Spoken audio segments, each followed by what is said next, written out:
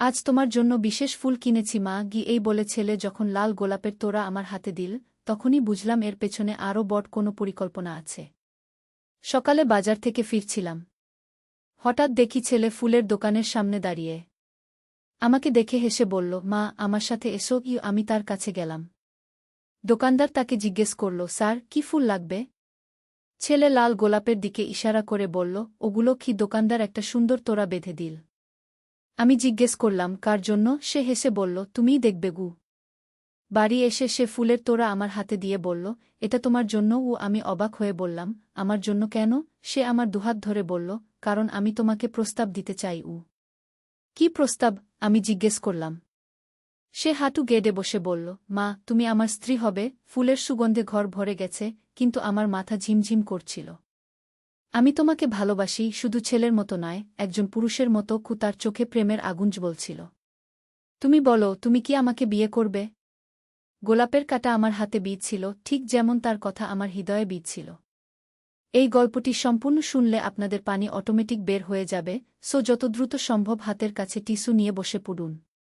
বিছানার চাদর যেন নষ্ট না হয় সেটা সম্পূর্ণ খেয়াল রাখার অনুরোধ জানিয়ে গল্পটি এখন শুরু করব। তার আগে সর্বশেষ অনুরোধ, দয়া করে এমন পানি বের করার গল্প নিয়মিত শুনতে আমাদের চ্যানেলটি সকলেই সাবস্ক্রাইব করুন। ধন্যবাদ।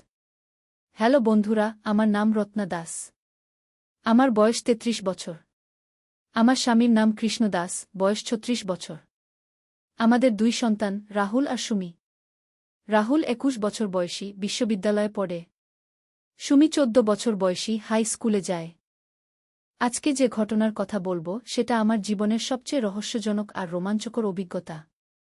এমন কিছু যা আমি কখনো ভাবিনি যে আমার সাথে ঘটতে পারে। ঘটনাটা শুরু হয়েছিল গত মাসে। রাহুল তখন কলেজের পরীক্ষা শেষ করে বাড়ি এসেছে। কিন্তু তার আচরণে কিছু একটা পরিবর্তন লক্ষ্য করছিলাম। সে আমার সাথে বেশি সময় কাটাতে চাইত। আমার রান্নাঘরের কাজে সাহায্য করত। এমনকি আমি যখন কাপড় ধুতাম তখনও সে পাশে এসে দাঁড়াত। প্রথম দিকে মনে করেছিলাম হয়তো ছেলেটা আমাকে মিস করেছে কলেজে থাকার সময়। কিন্তু দিন যেতে যেতে বুঝলাম বিশ্বাসটা অন্যরকম। একদিন সন্ধ্যায় কৃষ্ণ অফিস থেকে দেরি করে আসবে বলেছিল। সুমিও তার বান্ধবীর বাড়ি গিয়েছিল। বাড়িতে শুধু আমি আর রাহুল। আমি টিভি দেখছিলাম। হঠাৎ রাহুল এসে আমার পাশে বসল। মা তোমার সাথে কিছু গুরুত্বপূর্ণ কথা বলার আছে, সে বলল। বলো, কি কথা? আমি টিভির দিকে তাকিয়ে বললাম। না মা, টিভি বন্ধ করো। খুব জরুরি কথা গু। আমি টিভি বন্ধ করে তার দিকে তাকালাম। তার মুখে অদ্ভুত একটা ভাব। কিছু বলতে চাচ্ছে কিন্তু পারছে না। কি ব্যাপার রাহুল? এত সিরিয়াস কেন? সে আমার হাত ধরল। মা আমি তোমাকে ভালোবাসি গু। আমিও তোমাকে ভালোবাসি বাবা গু। না মা, তুমি বুঝতে পারছ না। আমি তোমাকে ভালোবাসি অন্যভাবে গু। আমি তার কথা বুঝতে পারলাম না। কি বলছিস তুই? মা আমি তোমাকে একজন নারী হিসেবে দেখি। তোমার প্রতি আমার অনুভূতি শুধু ছেলের মতো নয় গে। আমার মাথা ঘুরে গেল। এটা কি শুনছি আমি? আমার নিজের ছেলে আমাকে কি বলছে? রাহুল তুই কি বলছিস? তুই আমার ছেলে। হ্যাঁ মা, আমি জানি। কিন্তু আমি তোমাকে দেখলেই আমার বুক কাঁপে। তোমার হাসি দেখলে আমার হৃদয় নেচে ওঠে গি। আমি উঠে দাঁড়ালাম। এসব কি বাজে কথা বলছিস? তুই আমার সন্তান। মা প্লিজ আমার কথা শোনো। আমি জানি এটা ভুল, কিন্তু আমি নিজেকে আর নিয়ন্ত্রণ করতে পারি না গ। সে আমার সামনে হাঁটু গেড়ে বসল। মা আমি তোমাকে বিয়ে করতে চাই। আমার হাত কাঁপছিল। এই কথাগুলো আমি কোথায় শুনেছি যেন? মনে হচ্ছিল কোনো স্বপ্নের মতো। রাহুল উঠে দাঁড়া। তুই কি বলছিস সেটা তুই বুঝতে পারছিস? কিন্তু সে উঠল না। বরং আমার পা জড়িয়ে ধরল। মা আমি সিরিয়াস। আমি তোমাকে ছাড়া থাকতে পারব না গি। আমি তাকে সরিয়ে দিয়ে রান্নাঘরে গেলাম। কিন্তু সে আমার পেছনে এলো। মা তুমি রেগে গেছ? রাগি নাই, কিন্তু তুই যা বলছিস সেটা ঠিক না গি। কেন ঠিক না? আমরা তো রক্তের সম্পর্কের নই গি। আমি চমকে তার দিকে তাকালাম। মানে? মা তুমি কি ভুলে গেছ? আমি তো তোমার নিজের ছেলে নই। আমি দত্তক নেওয়া গু। এই কথা শুনে আমার মনে পড়ল। হ্যাঁ, রাহুল দত্তক নেওয়া। কিন্তু আমি তাকে জন্মের পর থেকে বড় করেছি। আমার কাছে সে আমার নিজের সন্তান। তাতে কি হয়েছে? তুই আমার ছেলে গি। না মা, আমি তোমার ছেলে নই। আমি একজন পুরুষ যে তোমাকে ভালোবাসে গি।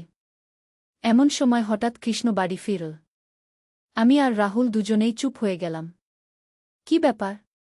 তোরা এত চুপচাপ কেন? কৃষ্ণ জিজ্ঞেস করল। কিছু না, আমি বললাম। কিন্তু রাহুল বলল, বাবা, আমার তোমার সাথে কথা আছে গি। বলো উ। আমি মাকে বিয়ে করতে চাই উ। কৃষ্ণের চোখ বড় হয়ে গেল। কি বললি? আমি মাকে ভালোবাসি। আমি তাকে বিয়ে করতে চাই উ। কৃষ্ণ প্রথমে হেসে ফেল। তুই কি পাগল হয়ে গেছিস? এসব কি বলছিস? আমি পাগল হইনি বাবা। আমি সিরিয়াস গু। এবার কৃষ্ণ বুঝল রাহুল ঠাট্টা করছে না। তার মুখ লাল হয়ে গেল। তুই আমার ছেলে। কিভাবে তোর মায়ের সাথে গু? আমি তোমার ছেলে নই বাবা। আমি দত্তক নেওয়া। আর মাকে আমি ভালোবাসি উ। কৃষ্ণ রেগে গেল। চুপ কর। এসব বাজে কথা আর বলবি না গি। এটা বাজে কথা নয় বাবা। এটা আমার অনুভূতি গু। কৃষ্ণ রাহুলের দিকে এগিয়ে গেল।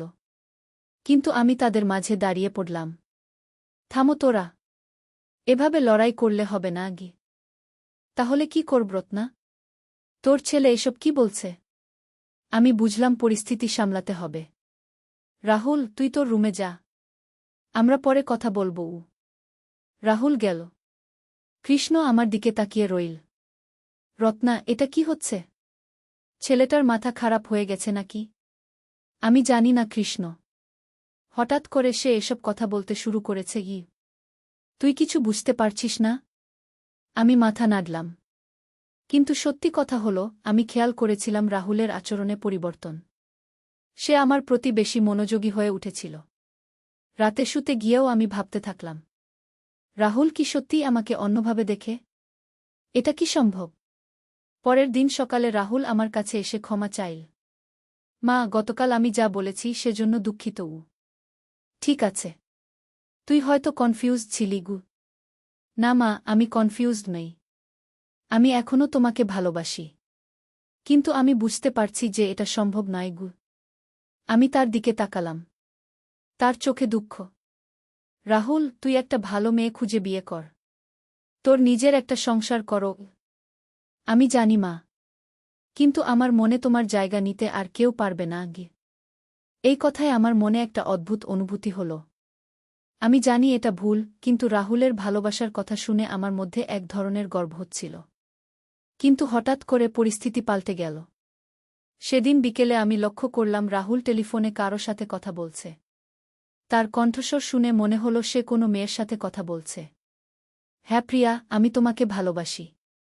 আমার পরিবারে তোমাকে নিয়ে আসার পরিকল্পনা আছে গি। আমি অবাক হলাম। কে এই প্রিয়া? রাহুল কি আসলেই কোনো মেয়েকে ভালোবাসে? আমি তার রুমের সামনে দাঁড়িয়ে কান পাতলাম। না প্রিয়া, আমার মা খুবই ভালো। তুমি তার সাথে থাকলে খুশি হবে গু। এবার আমি বুঝলাম, রাহুল আমার সাথে যা করেছে সেটা একটা পরিকল্পনা। সে হয়তো চেয়েছিল আমাকে কনভিন্স করতে যে সে আমাকে নিয়ে কোনো অসৎ ভাবনা ভাবে না। কিন্তু আসলে তার একটা বান্ধবী আছে যাকে সে বিয়ে করতে চায়। আর সে ভেবেছিল, আগে আমার সাথে এমন একটা নাটক করলে, পরে যখন সে তার আসল বান্ধবীর কথা বলবে, তখন আমি খুশি হয়ে রাজি হয়ে যাব। কি চালাক ছেলে! আমি হাসতে হাসতে রান্নাঘরে গেলাম। সন্ধ্যায় রাহুল আমার কাছে এসে বলল, মা, আমার একটা কথা আছে গিউ। বলো উ। আমার একটা বান্ধবী আছে। তার নাম প্রিয়া গু। আমি তাকে দেখে হাসলাম। সত্যি? হ্যাঁ মা। আমি তাকে বিয়ে করতে চাই উ। তাই? তাহলে তুই গতকাল যা বলেছিলি? রাহুলের মুখ লাল হয়ে গেল। সেটা সেটা আসলে গু। বলো, কি আসলে? আসলে আমি ভেবেছিলাম তোমাকে আগে সব দিয়ে রাখলে, পরে যখন প্রিয়ার কথা বলবো, তখন তুমি খুশি হয়ে রাজি হয়ে যাবে গু। আমি জোরে হেসে ফেললাম। তোর এত বুদ্ধি! তুমি রাগ করনি? রাগ করব কেন? তুই তো একটা ভালো পরিকল্পনা করেছিস কি। রাহুল স্বস্তির নিঃশ্বাস ফেল। তাহলে তুমি প্রিয়াকে দেখতে রাজি? অবশ্যই। কবে আনবি তাকে? আগামীকাল? ঠিক আছে গি। কিন্তু পরের দিন সকালে একটা অদ্ভুত ঘটনা ঘটল। আমি বাজার থেকে ফিরে দেখি একটা মেয়ে আমাদের বাড়ির সামনে দাঁড়িয়ে আছে। সে কাঁদছে। কি হয়েছে মা? আমি তাকে জিজ্ঞেস করলাম। আপনি কি রাহুল দার মা? হ্যাঁ। তুমি কে? আমি প্রিয়া, রাহুল দার বান্ধবী গু। ওহ, তুমি প্রিয়া। এসো বাড়িতে গু। কিন্তু সে এগোল না। আন্টি, আমি আপনাকে একটা কথা বলার জন্য এসেছি। কি কথা?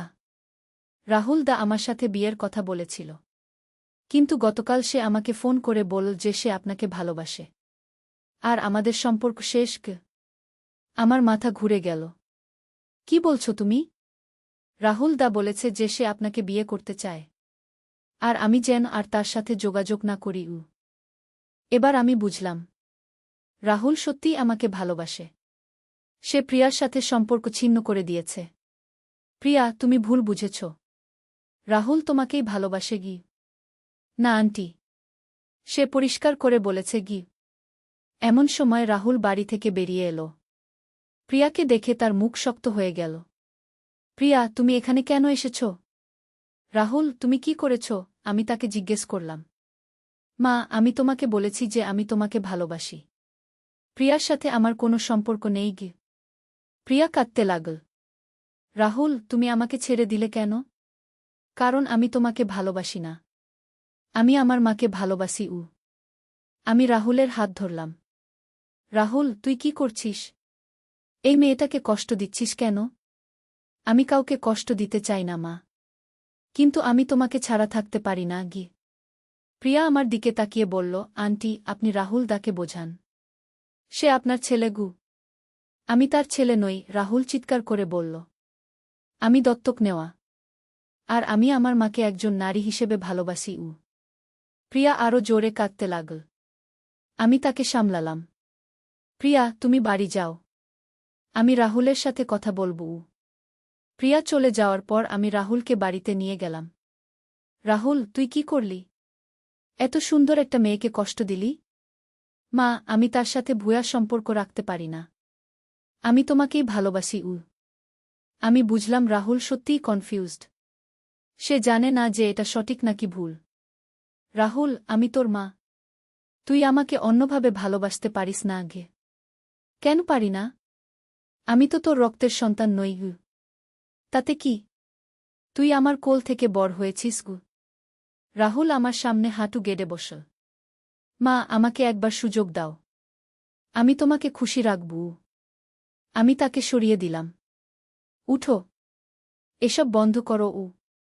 কিন্তু সে আমার পা জড়িয়ে ধরে রইল। মা, আমি তোমাকে ছাড়া বাঁচতে পারব না গি। এমন সময় হঠাৎ দরজায় নখ হলো। আমি দেখলাম কৃষ্ণ দাঁড়িয়ে আছে। তার সাথে একজন ডাক্তার। রত্না, এই ডাক্তার সাহেব রাহুলকে দেখবেন গু। ডাক্তার ভিতরে এসে রাহুলকে দেখলেন। কিছুক্ষণ তার সাথে কথা বললেন। তারপর আমাদের বললেন, রাহুলের মানসিক সমস্যা আছে। এটাকে ওডিপাস কমপ্লেক্স বলে। অনেক দত্তক নেওয়া ছেলেদের এই সমস্যা হয়। কিন্তু চিকিৎসায় এটা ভালো হয়ে যাবে। আমি স্বস্তির নিঃশ্বাস ফেললাম। মানে রাহুল অসুস্থ, সে ইচ্ছে করে এসব করছে না। ডাক্তার রাহুলকে নিয়ে গেলেন। বললেন কয়েক সপ্তাহ ট্রিটমেন্ট লাগবে। কিন্তু আসল ঘটনা শুরু হলো তার 2 দিন পর। আমি একা বাড়িতে ছিলাম। কৃষ্ণ অফিসে, সুমি স্কুলে। হঠাৎ দরজায় নখ হলো। দরজা খুলে দেখি একজন অচেনা লোক দাঁড়িয়ে আছে। বয়স প্রায় 50-এর কাছাকাছি। দেখতে ভদ্র। আপনি রত্না দাস? জি। আপনি কে? আমার নাম রাজেশ সেন। আমি একটা গোয়েন্দা সংস্থার কাজ করি। গোয়েন্দা সংস্থা? হ্যাঁ। আপনার ছেলে রাহুলের ব্যাপারে আমি কথা বলতে এসেছি। আমি তাকে ভিতরে নিয়ে এলাম। কি কথা? রাহুল আপনার আসল ছেলে নয়, এটা আপনি জানেন? হ্যাঁ, সে দত্তক নেওয়া গু। কিন্তু আসল কথা হলো, রাহুল আসলে একজন ক্রিমিনালের ছেলে গু। আমার গলা শুকিয়ে গেল। মানে? রাহুলের বাবা ছিল একজন বিখ্যাত চোর। নাম ছিল কালো রহিম। পুলিশ তাকে খুঁজছিল অনেক দিন। শেষে একটা ডাকাতির সময় পুলিশের গুলিতে সে মারা যায়। তাহলে রাহুল? রাহুলের মা তখন তাকে একটা এতিমখানায় দিয়ে দেয়। আর আপনারা সেখান থেকে তাকে দত্তক নেন। আমি অবাক হয়ে শুনছিলাম। কিন্তু এখন এসব বলার দরকার কি? দরকার আছে। কারণ রাহুলের বাবার এক সাগরেদ এখনও জীবিত। তার নাম মন্টু। সে রাহুলকে খুঁজে বের করেছে। কেন? কালো রহিমের কাছে অনেক টাকা ছিল। কোটি টাকার গহনা আর সোনা। সেগুলো কোথায় লুকিয়ে রেখেছিল এটা শুধু রাহুল জানে। রাহুল জানে? কিভাবে? কালো রহিম মরার আগে রাহুলকে একটা ম্যাপ দিয়েছিল। সেই ম্যাপ দিয়ে সম্পদের জায়গা খুঁজে পাওয়া যাবে। আমার মাথা ঝিমঝিম করছিল। আপনি কি বলতে চান? আমি বলতে চাই মন্টু রাহুলকে কিডন্যাপ করার পরিকল্পনা করছে।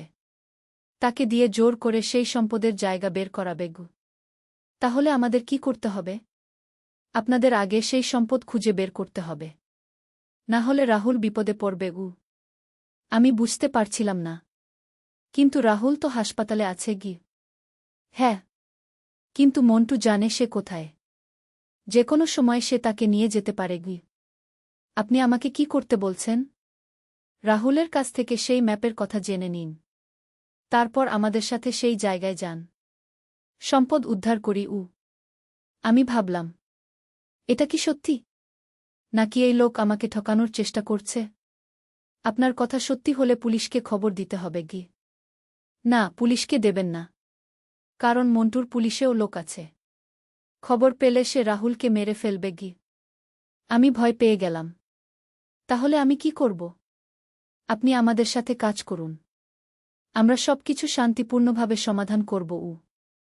সেদিন সন্ধ্যায় কৃষ্ণ বাড়ি এসে আমি তাকে সব বললাম। সেও চিন্তিত হয়ে পড়ল।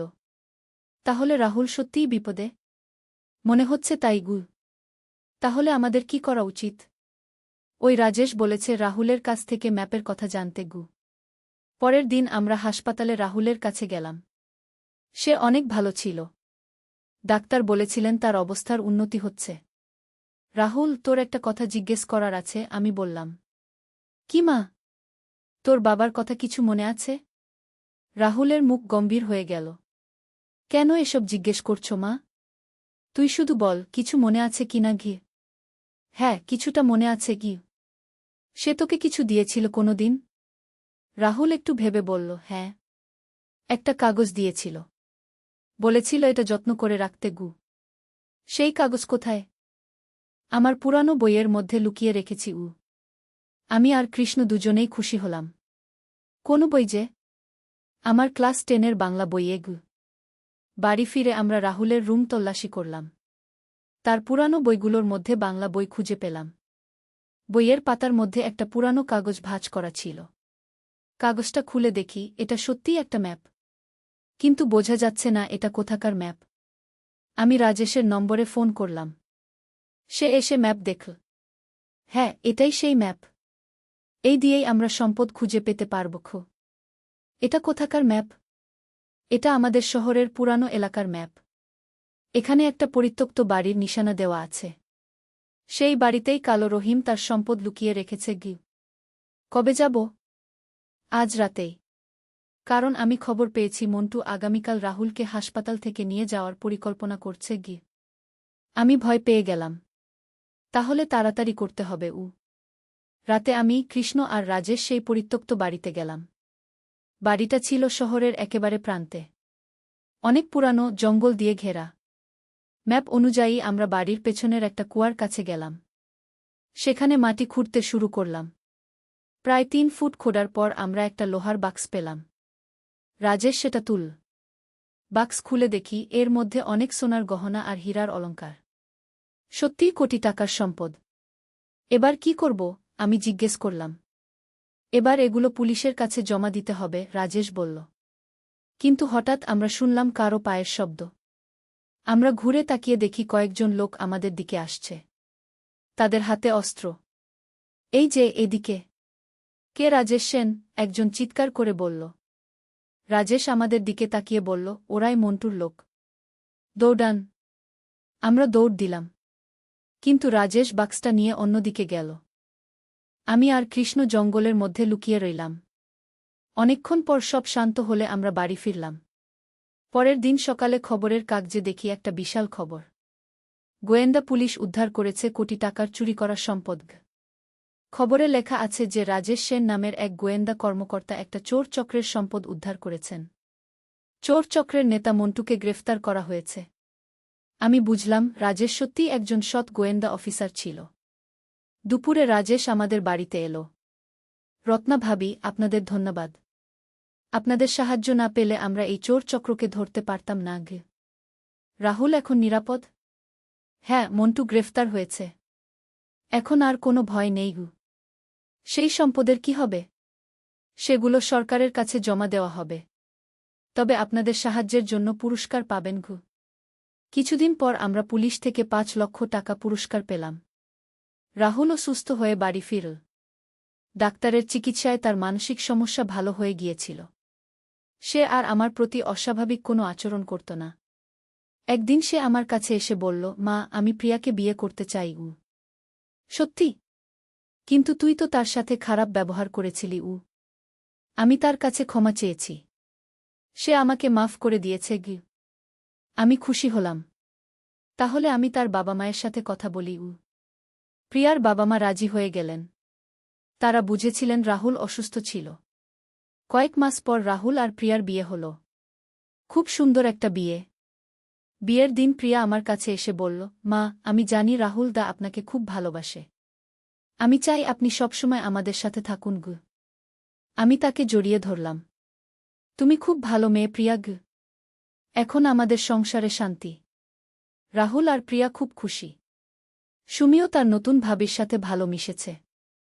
কিন্তু মাঝে মাঝে মনে হয় এই পুরো ঘটনা কি একটা স্বপ্ন ছিল? এত কিছু কিভাবে ঘটল আমাদের জীবনে? রাহুল যখন আমাকে ভালোবাসার কথা বলেছিল তখন আমার মনে কেমন যেন একটা অনুভূতি হয়েছিল। আমি জানি এটা ভুল, কিন্তু মনের গভীরে কিছুটা ভালো লেগেছিল। একদিন রাহুল আমার কাছে এসে বলল, মা, আমি তোমার কাছে ক্ষমা চাই। আমি যখন অসুস্থ ছিলাম তখন তোমাকে অনেক কষ্ট দিয়েছি। তুই ক্ষমা চাস কেন? তুই তো অসুস্থ ছিলি। হ্যাঁ, কিন্তু তবুও তুমি আমার মা, আমি তোমাকে সম্মান করতে পারিনি। আমি তার মাথায় হাত দিলাম। তুই আমার ছেলে। যা হয়েছে ভুলে যা। মা, আমি তোমাকে সত্যিই ভালোবাসি। মা হিসেবে আমিও তোমাকে ভালোবাসি বাবাগু। এভাবেই শেষ হলো আমাদের এই অদ্ভুত অভিজ্ঞতা। একটা পারিবারিক সমস্যা থেকে শুরু হয়ে তা হয়ে গেল একটা রোমাঞ্চকর অ্যাডভেঞ্চার। আজকাল যখন এসব ঘটনার কথা মনে পড়ে তখন মনে হয় জীবন সত্যিই অদ্ভুত। কখন কি ঘটে যাবে তা আমরা জানি না। রাহুলের মানসিক সমস্যা, তারপর সেই গোয়েন্দা কাহিনী, চোর চক্রের সাথে সংঘর্ষ, এসব যেন কোনো সিনেমার গল্প। কিন্তু এই সব ঘটনার মধ্য দিয়ে আমাদের পরিবার আরও একতাবদ্ধ হয়েছে। রাহুল এখন একজন দায়িত্বশীল স্বামী। প্রিয়াও আমাদের পরিবারের একজন সদস্য হয়ে মিশে গেছে। মাঝে মাঝে রাজেশও আমাদের বাড়িতে আসে। সে এখন আমাদের পারিবারিক বন্ধু। তার কাছ থেকে অনেক রোমাঞ্চকর গোয়েন্দা কাহিনী শুনি। একদিন সে বলল, রত্না ভাবি, আপনার সাহস দেখে আমি অবাক হয়েছি। সেই রাতে জঙ্গলে গিয়ে আপনি ভয় পাননি? ভয় তো পেয়েছিলাম, কিন্তু রাহুলের নিরাপত্তার কথা ভেবে সব ভুলে গিয়েছিলাম। এটাই মায়ের ভালোবাসা। সত্যি কথা হলো, একজন মা তার সন্তানের জন্য যে কোনো বিপদের মুখোমুখি হতে পারে। আমিও সেটাই করেছি। এখন আমাদের সংসারে নতুন আনন্দের সংবাদ। প্রিয়া মা হতে চলেছে। আমি নানি হব। রাহুল খুব খুশি। সে বলে, মা, আমার বাচ্চা হলে তাকে তুমি দেখবে? অবশ্যই। আমি সব দেখব। সুমিও খুব উৎসাহিত। সে বলে, আমি খালা হব। এভাবেই আমাদের পরিবার বড় হচ্ছে। নতুন জীবন আসছে। মাঝে মাঝে ভাবি সেই দিনগুলোর কথা যখন রাহুল আমাকে ভুল বুঝেছিল। এখন সব ঠিক হয়ে গেছে। আজ সন্ধ্যায় আমরা সবাই মিলে বসেছিলাম। হঠাৎ রাহুল বলল, মা, তোমাকে একটা কথা বলার আছে। আমি ভয় পেলাম। কি কথা? সে হেসে বলল, আমি চাকরি পেয়েছি একটা ভালো কোম্পানিতে। আমি খুশি হয়ে তাকে জড়িয়ে ধরলাম। সত্যি? কত বেতন? মাসে ৩০,০০০ টাকা। কৃষ্ণ বলল, বাহ, এখন তো তুই স্বাবলম্বী। প্রিয়া খুশিতে কেঁদে ফেল। এত খুশির খবর। এভাবেই আমাদের পরিবারে একের পর একটি সুখবর আসতে লাগল। কয়েক মাস পর প্রিয়ার একটি ফুটফুটে ছেলে হল। আমি নানি হলাম। কি যে আনন্দ! ছোট্ট নাতিটা দেখতে অনেকটা রাহুলের মতো। প্রিয়া বলল, মা, এর নাম কি রাখব? তোমরাই ঠিক করোক। রাহুল বলল, আমি নাম রেখেছি অর্জুন গু। সুন্দর নাম ঘ। এখন আমার দিন কাটে নাতির সাথে। অর্জুন খুব দুরন্ত, সারাক্ষণ হাসে। একদিন রাহুল আমাকে বলল, মা, তুমি না থাকলে আমি কখনো এত সুখী হতে পারতাম না গি। কেন এসব কথা বলছিস? তুমি আমাকে দত্তক নিয়ে বড় করেছ, আমার সমস্যার সময় পাশে থেকেছ, আর এখন আমার সংসারের দেখভাল করছ। আমার চোখে পানি এলো। তুই আমার সন্তান, এসব আমার কর্তব্য। না মা, এটা তোমার ভালোবাসা গু। সত্যি কথা হলো, মা ছেলের সম্পর্ক পৃথিবীর সবচেয়ে পবিত্র সম্পর্ক। এই সম্পর্কে কোনো স্বার্থ নেই, কোনো শর্ত নেই। এখন যখন এই গল্প বলছি, তখন অর্জুন আমার কোলে শুয়ে ঘুমাচ্ছে। কি শান্তি তার মুখে! আমার মনে হয়, জীবনে যত সমস্যাই আসুক না কেন, পরিবারের ভালোবাসা দিয়ে সব সমাধান করা যায়। রাহুলের মানসিক সমস্যা, সেই রহস্যময় গোয়েন্দা কাহিনী, চোর চক্রের সাথে লড়াই, এসব ঘটনা আমাদের পরিবারকে আরও শক্তিশালী করেছে। এখন আমরা সবাই মিলে খুব সুখে আছি। রাহুল তার কাজে মনোযোগী। প্রিয়া একজন ভালো মা। সুমিও পড়াশোনায় ভালো করছে। আর আমি একজন সন্তুষ্ট মা। আমার সন্তানরা সুখী, এটাই আমার সবচেয়ে বড় পাওয়া। মাঝে মাঝে মনে হয় সেই দিনের কথা, যখন রাহুল আমাকে লাল গোলাপের তোড়া দিয়েছিল। তখন আমি বুঝতে পারিনি যে এর পেছনে কি আছে। এখন বুঝি, সেটা ছিল তার মানসিক সমস্যার প্রভাব। কিন্তু সেই ঘটনার মধ্য দিয়েই আমরা তার সমস্যা বুঝতে পেরে। মা, এই সন্ধ্যার আলোর মতোই তুমি আমার জীবনে এক নরম উষ্ণতা এনেছ। এই রোমান্টিক কথা দিয়ে শুরু করে ছেলে আমাকে এমন একটা প্রস্তাব দিল যা শুনে আমি নির্বাক হয়ে গেলাম। সন্ধ্যাবেলা ছাদে কাপড় নামাচ্ছিলাম। আকাশে সূর্য অস্ত যাচ্ছে, চারদিকে একটা সোনালি আলো। ছেলে ছাদে উঠে এল, কাপড় নামাতে সাহায্য করল। সব কাপড় নামানোর পর সে বলল, মা, একটু এখানে বসো। আমরা ছাদের কিনারায় বসলাম। সন্ধ্যার বাতাস বইছে। সে আমার দিকে তাকিয়ে বলল, মা, তুমি কি জানো তুমি কত সুন্দর? আমি লজ্জায় মাথা নিচু করলাম। সে আমার চিবুক তুলে বলল, না মা, লজ্জা পেজো না। তুমি সত্যিই খুব সুন্দর গো। আমি প্রতিদিন তোমাকে দেখি, কিন্তু আজ এই সন্ধ্যার আলো তোমাকে দেখে মনে হচ্ছে তুমি একজন পরী। কি তার কথায় আমার গাল লাল হয়ে গেল। সে আমার হাত ধরে বলল, মা, আমি তোমাকে ভালোবাসি। কিন্তু শুধু ছেলের মতো নয়, আমি তোমাকে একজন নারী হিসেবে ভালোবাসি। সূর্যটা প্রায় ডুবে গেছে। সে বলল, আমি চাই তুমি আমার স্ত্রী হও। আমরা এই ছাদেই আমাদের প্রেমের ঘর সাজাব। আকাশে প্রথম তারা উঠেছে, আর আমার চোখে প্রথম অশ্রুর ফোঁটা এসেছে তার এই অভাবনীয় প্রেমের স্বীকারোক্তি শুনে। এই গল্পটি সম্পূর্ণ শুনলে আপনাদের পানি অটোমেটিক বের হয়ে যাবে, সো যত দ্রুত সম্ভব হাতের কাছে টিস্যু নিয়ে বসে পড়ো। বিছানার চাদর যেন নষ্ট না হয় সেটা সম্পূর্ণ খেয়াল রাখার অনুরোধ জানিয়ে গল্পটি এখন শুরু করব। তার আগে সর্বশেষ অনুরোধ, দয়া করে এমন পানি বের করার গল্প নিয়মিত শুনতে আমাদের চ্যানেলটি সকলেই সাবস্ক্রাইব করুন। ধন্যবাদ। হ্যালো বন্ধুরা, আমার নাম অনুপ্রিয়া দাস। আমার বয়স ৩৯ বছর। আমার স্বামীর নাম সৌমিত্র দাস, বয়স ৪৬ বছর। আমাদের ২ সন্তান, রাহুল আর তানিয়া। রাহুল ১৮ বছর বয়সী, কলেজে পড়ে। তানিয়া ১১ বছর বয়সী, স্কুলে যায়। রাহুলের কথাগুলো শুনে আমার পুরো শরীর কাঁপতে লাগল।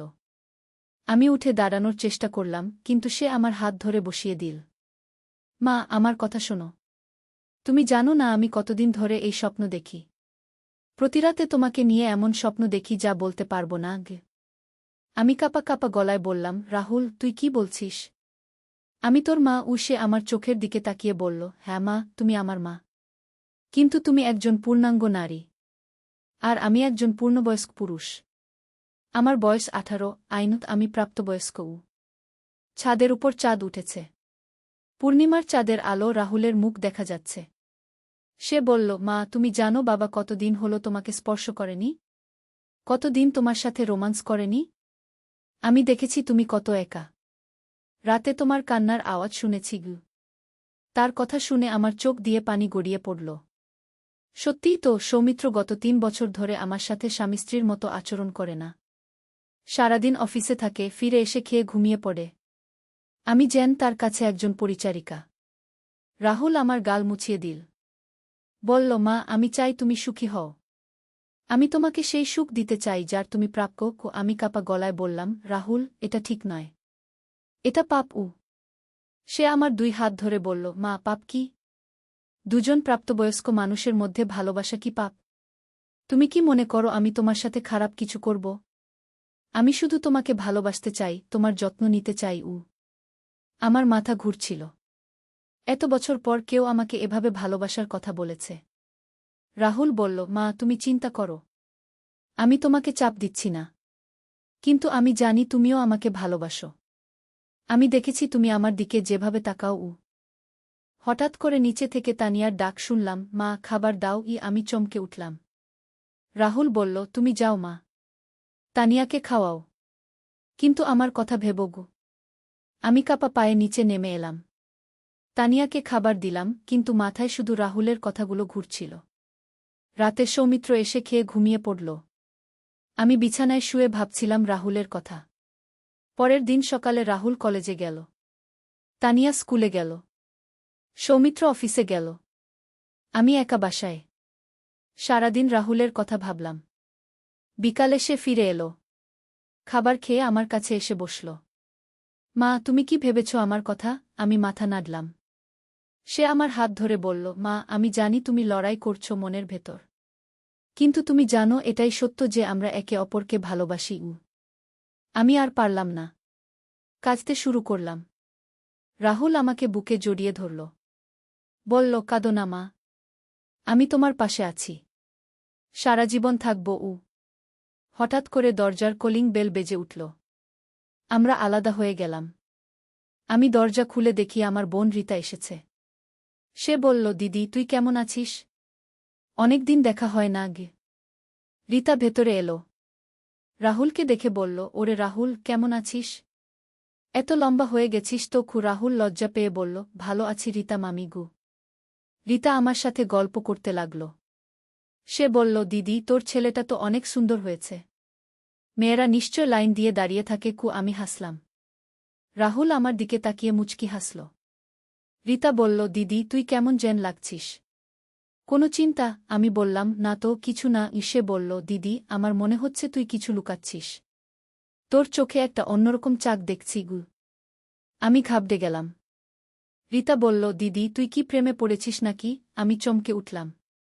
কি বলছিস তুই? রীতা হেসে বলল, দিদি, মজা করছি। কিন্তু সত্যি বলতে তোর মধ্যে একটা নতুন উজ্জ্বলতা দেখছি। রাহুল উঠে তার রুমে চলে গেল। রীতা বলল, দিদি, রাহুল কেমন যেন ব্যবহার করছে। আগের মতো খোশগল্প করছে না। আমি বললাম, বয়স হয়েছে তো। ছেলেরা এই বয়সে একটু লাজুক হয়। রীতা চলে যাওয়ার পর রাহুল আবার আমার কাছে এলো। বলল, মা, রীতা মামি কি কিছু বুঝে ফেলেছে? আমি বললাম, না, কিছু বোঝেনি। কিন্তু রাহুল, আমরা যা ভাবছি সেটা ঠিক নয়। রাহুল আমার পাশে বসে বলল, মা, তুমি কেন এটাকে ভুল ভাবছ? আমরা কারো ক্ষতি করছি না। আমরা দুজনে দুজনকে ভালোবাসছি। এতে দোষের কি? আমি বললাম, রাহুল, সমাজ এটা মেনে নেবে না। সে বলল, সমাজ কি বলবে সেটা ভেবে কি আমরা আমাদের খুশি বলি দেব? মা, আমি তোমাকে খুশি দেখতে চাই। সন্ধ্যায় সৌমিত্র অফিস থেকে ফিরল। খাবার খেয়ে টিভি দেখতে লাগল। আমি রান্নাঘরে কাজ করছিলাম। রাহুল এসে বলল, মা, আমি তোমাকে সাহায্য করি। সে আমার পাশে দাঁড়িয়ে সবজি কাটতে লাগল। হঠাৎ করে তার হাত আমার হাতের উপর পড়ল। আমি চমকে উঠলাম। সে ফিসফিস করে বলল, মা, আমি তোমাকে ভালোবাসি। আমি চারদিকে তাকিয়ে দেখলাম কেউ আছে কিনা। তানিয়া তার রুমে পড়াশোনা করছে। সৌমিত্র টিভি দেখছে। রাহুল আমার কানে ফিসফিস করে বলল, মা, আজ রাতে আমার রুমে এসো। আমার হৃদস্পন্দন বেড়ে গেল। আমি কাপা গলায় বললাম, না রাহুল, এটা ঠিক হবে না। সে বলল, মা, আমি শুধু তোমার সাথে কথা বলতে চাই। প্লিজ। রাতে সবাই ঘুমিয়ে পড়ার পর আমি রাহুলের রুমে গেলাম। সে জেগেছিল। আমাকে দেখে উঠে দাঁড়াল। মা, তুমি এসেছ? আমি বললাম, রাহুল, আমি শুধু তোর সাথে কথা বলতে এসেছি। সে আমাকে বিছানায় বসতে দিল। নিজেও পাশে বসল। বলল, মা, আমি জানি তুমি কনফিউজড। কিন্তু আমি তোমাকে বিশ্বাস করিয়ে দিতে চাই যে আমার ভালোবাসা খাঁটি। আমি বললাম, রাহুল, আমি তোর মা। এই সম্পর্ক কখনো স্বাভাবিক হতে পারে না। সে আমার হাত ধরে বলল, মা, কিন্তু আমাদের অনুভূতি তো সত্যি। আমি তোমাকে সত্যিকার ভালোবাসি। হঠাৎ করে আমার মনে পড়ল আমার দাদির কথা। দাদি আমাকে একবার বলেছিল, বেটি, জীবনে অনেক অদ্ভুত জিনিস হয়। কখনো কখনো আমাদের হৃদয় এমন পথে যায় যেটা সমাজ মানে না, কিন্তু সেইটাই সত্যি হয়। রাহুল বলল, মা, তুমি কি ভাবছ? আমি বললাম, রাহুল, আমি কনফিউজড। একদিকে তুই আমার ছেলে, অন্যদিকে তুই আমাকে এমন ভালোবাসা দিচ্ছিস যা আমি বছরের পর বছর পাইনি। সে আমার গাল স্পর্শ করে বলল, মা, আমি তোমাকে চাপ দিচ্ছি না। তুমি যা সিদ্ধান্ত নেবে আমি মেনে নেব। কিন্তু আমি চাই তুমি জানো যে আমি তোমাকে ভালোবাসি। আমি উঠে দাঁড়ালাম। রাহুল, আমি যাই। আমাকে ভাবার সময় দাও। সে বলল, ঠিক আছে মা। কিন্তু মনে রেখো, আমি সবসময় তোমার পাশে আছি। পরের দিন সকালে আমি ভীষণ অস্থির ছিলাম। রাহুল কলেজে যাওয়ার আগে আমার কাছে এসে বলল, মা, তুমি ঠিক আছো তো? আমি মাথা নাড়লাম। সে চলে যাওয়ার পর আমি একা বাসায় বসে ভাবতে লাগলাম। দুপুরে আমার মা ফোন করল। মা বলল, অনুপ্রিয়া, তুই কেমন আছিস? আমি বললাম, ভালো আছি মা। মা বলল, তোর আওয়াজ কেমন যেন লাগছে। কোনো সমস্যা? আমি বললাম, না মা, কিছু না। মা বলল, বেটি, তুই কি খুশি আছিস সংসারে? এই প্রশ্নটা শুনে আমার চোখ দিয়ে পানি এসে গেল। আমি বললাম, মা, কেন এমন প্রশ্ন করছ? মা বলল, আমার মনে হচ্ছে তুই খুশি নিস। সৌমিত্র কি তোর খেয়াল রাখে? আমি চুপ করে রইলাম। মা বলল, অনুপ্রিয়া, তুই আমার মেয়ে। আমি বুঝতে পারি তোর কষ্টও। আমি আর পারলাম না। কাঁদতে শুরু করলাম। মা বলল, বেটি, কি হয়েছে? তুই কাঁদছিস কেন? আমি বললাম, মা, আমি খুব একা। সৌমিত্র আমার দিকে তাকায়ও না। মা বলল, বেটি, এইসব সংসারে হয়। তুই ধৈর্য রাখ। আমি বললাম, কত ধৈর্য রাখব মা? আমিও তো একজন নারী। আমারও ভালোবাসার প্রয়োজন। মা একটু চুপ থেকে বলল, অনুপ্রিয়া, তুই কি অন্য কারো প্রেমে পড়েছিস? আমার হৃদস্পন্দন বেড়ে গেল। আমি বললাম, না মা, এমন কিছু না।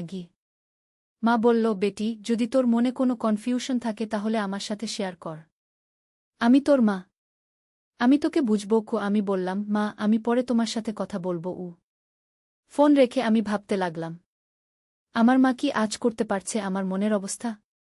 বিকালে রাহুল ফিরে এলো। আমাকে দেখে বুঝতে পারল আমি কাঁদেছি। সে আমার কাছে এসে বলল, মা, তুমি কাঁদেছ কেন? আমি বললাম, রাহুল, আমি খুব কনফিউজড। সে আমার হাত ধরে বলল, মা, তুমি কি আমার সাথে কথা বলবে? আমরা বাগানে গেলাম।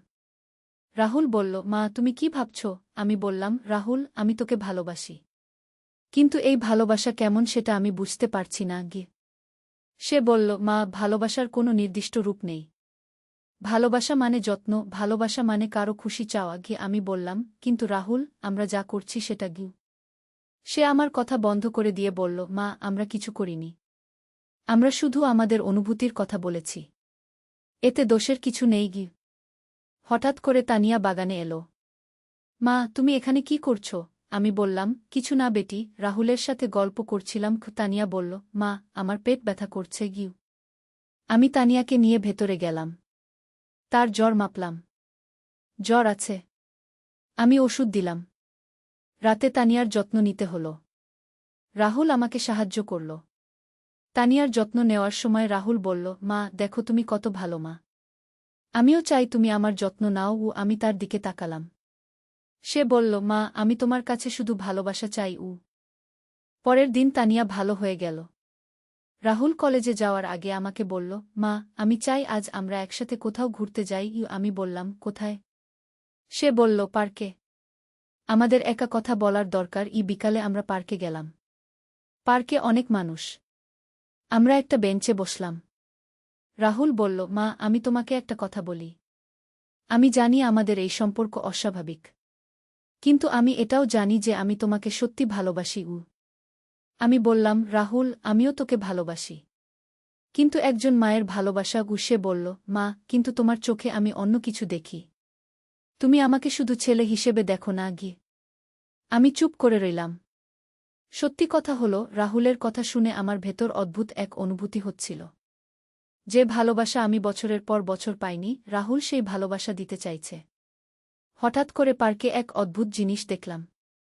একটা বৃদ্ধ লোক একটা ছোট মেয়ের সাথে খেলা করছে। মেয়েটা তাকে দাদু বলে ডাকছে। কিন্তু লোকটার চেহারা দেখে মনে হলো সে তার দাদু নয়। আমি রাহুলকে বললাম, ওই লোকটাকে দেখ। ওর সাথে মেয়েটার সম্পর্ক কেমন অদ্ভুত। কি রাহুল বলল, মা, হয়তো ওরা পরিচিত। অনেক সময় বাচ্চারা অপরিচিতদেরও দাদু বলে কিন্তু আমার মনে একটা সন্দেহ জাগল। লোকটা মেয়েটাকে কোলে তুলে নিল। মেয়েটা কাঁদতে শুরু করল। আমি উঠে দাঁড়ালাম। রাহুল বলল, মা, কি হলো?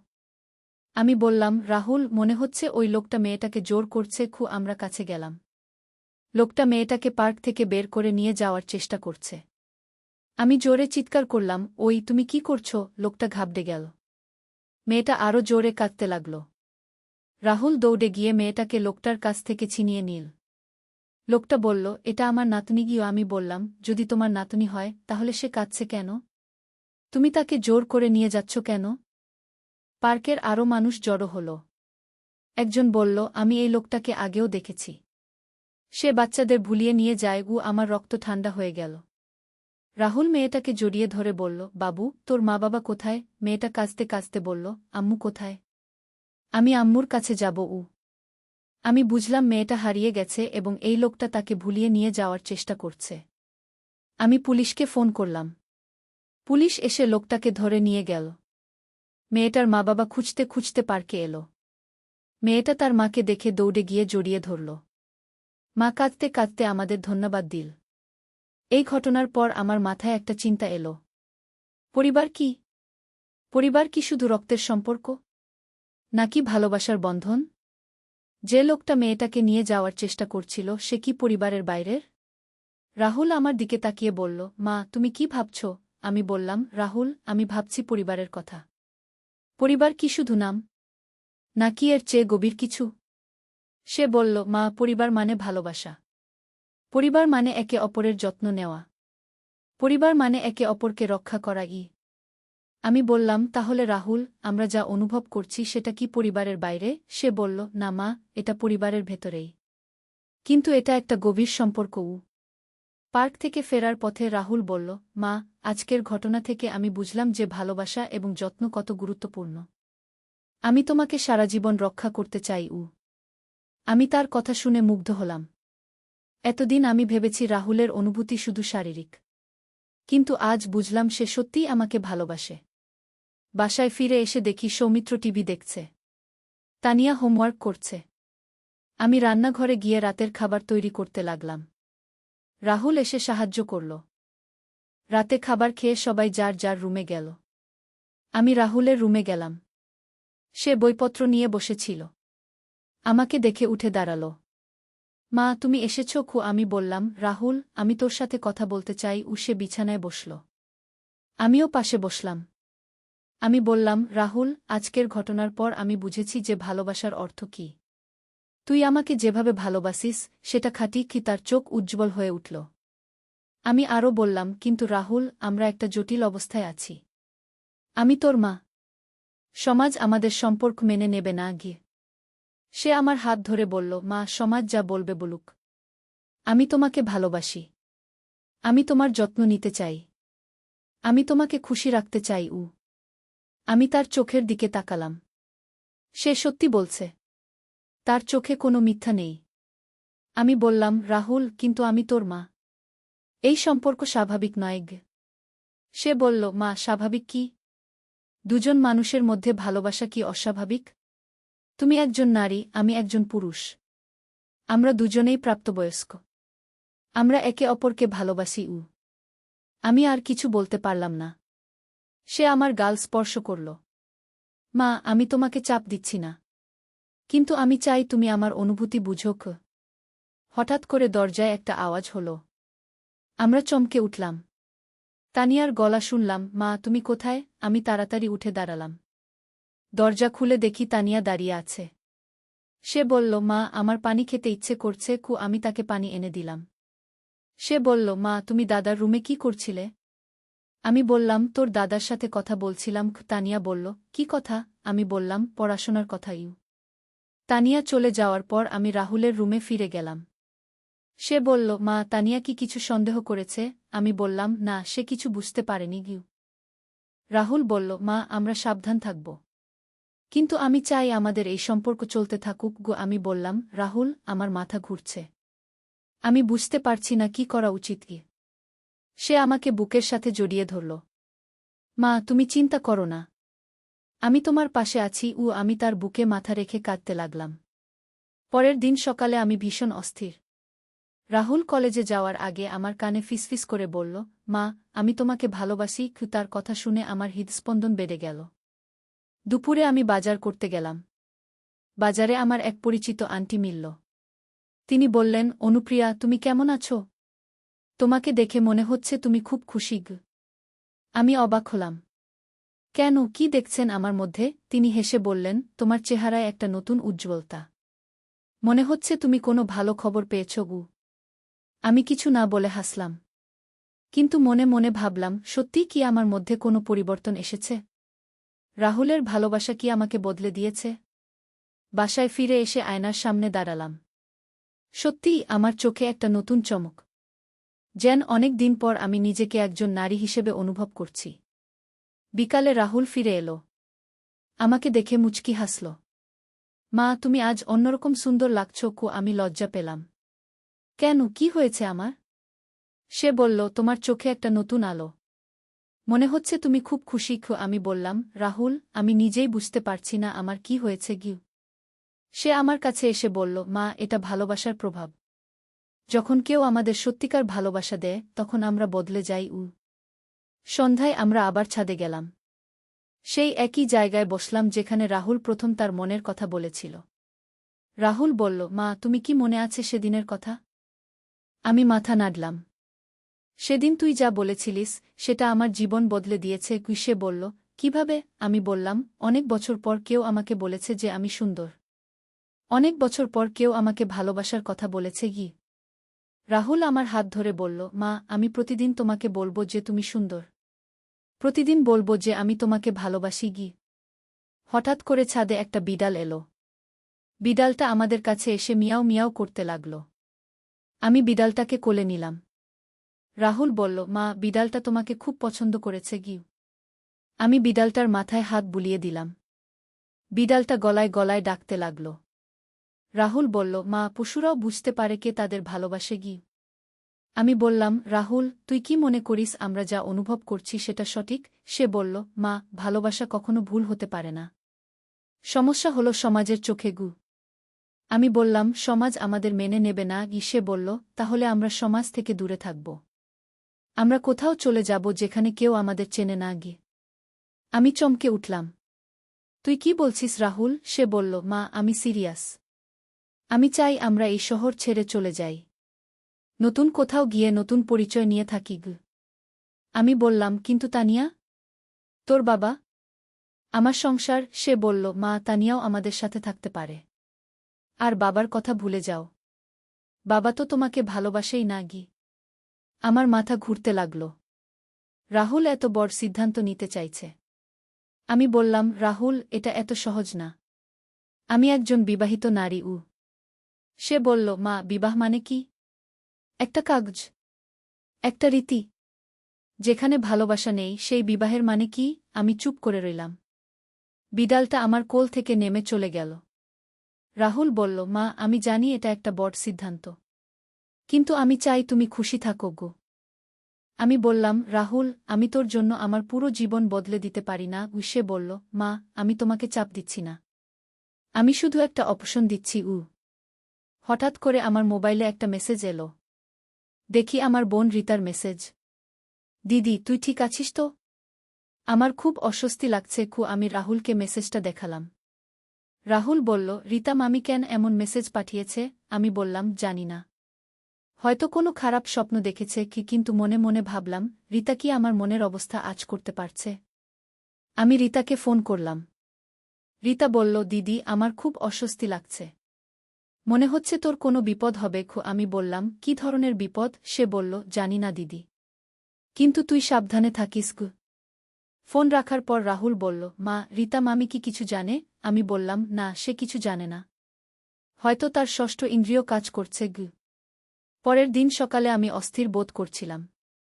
রাহুল কলেজে যাওয়ার আগে আমার কাছে এসে বলল, মা, তুমি কেমন আছো? আমি বললাম, ভালো আছি কিন্তু সত্যি বলতে আমি ভালো ছিলাম না। দুপুরে সৌমিত্র অফিস থেকে হঠাৎ করে বাসায় এলো। আমি অবাক হলাম। তুমি এত তাড়াতাড়ি এলে কেন? সে বলল, আমার মাথা খারাপ লাগছিল, তাই চলে এলাম। সৌমিত্র খাবার খেয়ে শুয়ে পড়ল। আমি রান্নাঘরে কাজ করছিলাম। হঠাৎ করে তার ফোনে একটা কল এলো। আমি ফোনটা তুলে দিলাম। একজন মহিলার গলা। হ্যালো, সৌমিত্র আছে? আমি বললাম, তিনি ঘুমাচ্ছেন। কে বলছেন? মহিলা বলল, আমি প্রিয়াঙ্কা, অফিসের কলিগ। আমি বললাম, আমি তাকে বলে দেব গু। কিন্তু ফোনটা রাখার পর আমার মনে সন্দেহ হল। মহিলার গলায় একটা অন্যরকম আবেগ ছিল। মনে হলো সে সৌমিত্রের খুব কাছের কেউ। আমি সৌমিত্রের ফোন চেক করার চেষ্টা করলাম, কিন্তু ফোনে পাসওয়ার্ড দেওয়া। আমি আগে কখনো তার ফোন চেক করিনি, কিন্তু আজ একটা অদ্ভুত কৌতূহল হল। বিকালে রাহুল ফিরে এলো। আমি তাকে প্রিয়াঙ্কার ফোনের কথা বললাম। রাহুল বলল, মা, তুমি কি সন্দেহ করছো? আমি বললাম, জানি না, কিন্তু মহিলার গলায় একটা আলাদা ভাব ছিল। রাহুল বলল, মা, হয়তো বাবার অফিসে কোনো অ্যাফেয়ার আছে। তুমি নিজেই তো বলেছিলে বাবা তোমার সাথে স্বামী স্ত্রীর মতো আচরণ করে না। আমি চমকে উঠলাম। তুই কি বলছিস রাহুল? সে বলল, মা, এটাই স্বাভাবিক। যে পুরুষ তার স্ত্রীকে ভালোবাসে না, সে অন্য কোথাও ভালোবাসা খোঁজে। সন্ধ্যায় সৌমিত্র জেগে উঠল। আমি তাকে প্রিয়াঙ্কার ফোনের কথা বললাম। সে একটু ঘাবড়ে গিয়ে বলল, ও প্রিয়াঙ্কা। সে অফিসের কাজের জন্য ফোন করেছিল। কিন্তু তার চেহারা দেখে মনে হল সে কিছু লুকাচ্ছে। আমি আর কিছু বললাম না, কিন্তু মনে মনে ভাবলাম, সত্যিই কি সৌমিত্রের কোনো অ্যাফেয়ার আছে? রাতে খাবারের টেবিলে বসে আমি সৌমিত্রকে লক্ষ্য করলাম। সে স্বাভাবিকের চেয়ে কম কথা বলছে। তানিয়া তার বাবার সাথে খেলার কথা বলছে, কিন্তু সৌমিত্র। আল্লাহর রহমতের অসীম সাগর। প্রথম অধ্যায়, হারিয়ে যাওয়া আলো। বাগদাদের এক প্রান্তে তিগ্রিস নদীর তীরে একটি ছোট্ট গ্রাম ছিল। গ্রামের নাম ছিল নুরানপুর, আলোর শহর। কিন্তু বিধিবাম, সেই আলোর শহরেই বাস করত এক যুবক, যার অন্তরে কোনো আলো ছিল না। তার নাম ছিল হারিস ইবনে উমর। হারিস ছিল একজন দক্ষ কারিগর। তার হাতের কাজ দেখে মানুষ মুগ্ধ হয়ে যেত। কিন্তু তার হৃদয় ছিল পাথরের মতো কঠিন। সে আল্লাহকে বিশ্বাস করত না। নামাজ, রোজা, হজ এসব তার কাছে অর্থহীন মনে হতো। সে মনে করত মানুষের ভাগ্য তার নিজের হাতেই নির্ধারিত হয়, আল্লাহ নামে কোনো শক্তির প্রয়োজন নেই। হারিসের বাবা আবু বকর ছিলেন একজন নেককার মুসলিম। তিনি দিনরাত তার ছেলের হেদায়েতের জন্য দোয়া করতেন। মা ফাতিমাও রাত জেগে কান্নাকাটি করতেন। কিন্তু হারিসের মন যেন পাথরের চেয়েও শক্ত হয়ে গিয়েছিল। একদিন সকালে হারিস তার কর্মশালায় বসে একটি সুন্দর কাঠের সিন্দুক তৈরি করছিল। তার কাজের নিপুণতা দেখে সবাই মুগ্ধ হয়ে যেত। ঠিক সেই মুহূর্তে তার কর্মশালায় এলেন শেখ আহমদ, গ্রামের প্রধান ইমাম। তিনি ছিলেন অত্যন্ত জ্ঞানী এবং ধার্মিক একজন মানুষ। আসসালামু আলাইকুম, হারিস। কি? শেখ আহমদ সালাম দিলেন। হারিস মাথা তুলে তাকাল, কিন্তু সালামের জবাব দিল না। কি চান শেখ সাহেব? তোমার কাজ দেখে আসলাম। সত্যিই অসাধারণ। আল্লাহ তোমাকে কত সুন্দর হাত দিয়েছেন। আল্লাহর কি আর অভাব আছে? এসব আমার নিজের মেধা আর পরিশ্রমের ফল। হারিস ঠান্ডা গলায় বলল। শেখ আহমদ দীর্ঘশ্বাস ফেললেন। হারিস, তুমি কি কখনো ভেবে দেখেছ এই হাত তুমি কোথায় পেলে? এই চোখ, এই মস্তিষ্ক, সবকিছু তো আল্লাহর দান। দেখুন শেখ সাহেব, আপনি আপনার ধর্মকর্ম নিয়ে থাকুন। আমাকে বোঝানোর চেষ্টা করবেন না। আমি কারো সাহায্য ছাড়াই এতদূর এসেছি। হারিস একটু রুট স্বরেই বলল। শেখ আহমদ চুপ থাকলেন কিছুক্ষণ। তারপর বললেন, আল্লাহ তোমার হৃদয়ে হেদায়েতের নূর দান করুন। আর একটা কথা মনে রেখো হারিস, গর্ভপতনের পূর্বে আসে। শেখ আহমদ চলে গেলেন। হারিস তার কাজে মন দিল। কিন্তু শেখের শেষ কথাটা তার মনে গেঁথে গেল। দুপুরের পর হারিস বাজারে গেল কিছু কাঠ কিনতে। পথে সে দেখল এক বৃদ্ধ ভিক্ষুক ক্ষুধায় কাতর হয়ে পড়ে আছে। লোকজন তাকে এড়িয়ে চলেছে। খোদার নামে একটু খাবার দিন বাবা। 3 দিন কিছু খায়নি। বৃদ্ধ কাকুতি মিনতি করছিল। হারিস তাডাল। তার পকেটে কিছু দিরহাম ছিল। একটু ভাবল, তারপর বৃদ্ধের দিকে একটি দিরহাম ছুড়ে দিয়ে বলল, নাও, কিন্তু খোদার নাম করো না। এটা আমার দয়া। বৃদ্ধ অভুক্ত হাতে দিরহামটি তুলে নিল। আল্লাহ আপনার মঙ্গল করুন, বাবা গি। বললাম না খোদার নাম করতে। হারিস বিরক্ত হয়ে বলল। বৃদ্ধ চুপ হয়ে গেল। তার চোখে কষ্টের ছায়া পড়ল। হারিস বাজার থেকে কাঠ কিনে বাড়ি ফিরল। সন্ধ্যায় মা খাবার ডাকল। খাবার টেবিলে বসে বাবা বললেন, হারিস, আজ শেখ আহমদ তোমার কথা বলছিলেন। কি বলেছেন? হারিস প্রশ্ন করল। বলেছেন, তুমি খুবই মেধাবী ছেলে, কিন্তু ঈমানের অভাবে তুমি পথভ্রষ্ট হয়ে গেছ। তিনি বলেছেন, তোমার জন্য তিনি বিশেষ দোয়া করেন। হারিস হাসল। শেখ সাহেবের দোয়ায় কি আর হয়? আমি আমার মতোই ভালো আছি। হারিস, তুমি জানো না দোয়ার কত বড় শক্তি, মা ফাতিমা বললেন। আল্লাহর কাছে কিছুই অসম্ভব নয় গে। আম্মা, এসব বিশ্বাস করে আপনারা নিজেদের সান্ত্বনা দেন। আসলে কিছুই হয় না। হারিস উঠে গেল খাবার টেবিল থেকে। রাতে শুতে যাওয়ার আগে হারিস জানালা দিয়ে আকাশের দিকে তাকাল। অসংখ্য তারকা আকাশে জ্বলজ্বল করছিল। একটা অদ্ভুত অনুভূতি হল তার। এত সুন্দর এই মহাবিশ্ব কি সত্যিই আপনা আপনি তৈরি হয়েছে? কিন্তু পরক্ষণেই সে মাথা নেড়ে এই চিন্তা ঝেড়ে ফেল। দ্বিতীয় অধ্যায়, প্রথম আঘাত। পরের দিন সকালে হারিস তার কর্মশালায় গিয়ে দেখল, রাতে ঝড়ের কারণে তার অর্ধেক কাজ নষ্ট হয়ে গেছে। যে সুন্দর সিন্দুকটি সে তৈরি করছিল সেটি ভেঙে চুরমার হয়ে গেছে। এটা কি হল? হারিস রাগে ফেটে পড়ল। কত পরিশ্রম করে এটা বানিয়েছিলাম। তার সহায়ক করিম বলল, ভাইজান, প্রাকৃতিক দুর্যোগ তো। এতে আমাদের কিছু করার নেই। প্রাকৃতিক দুর্যোগ মানে?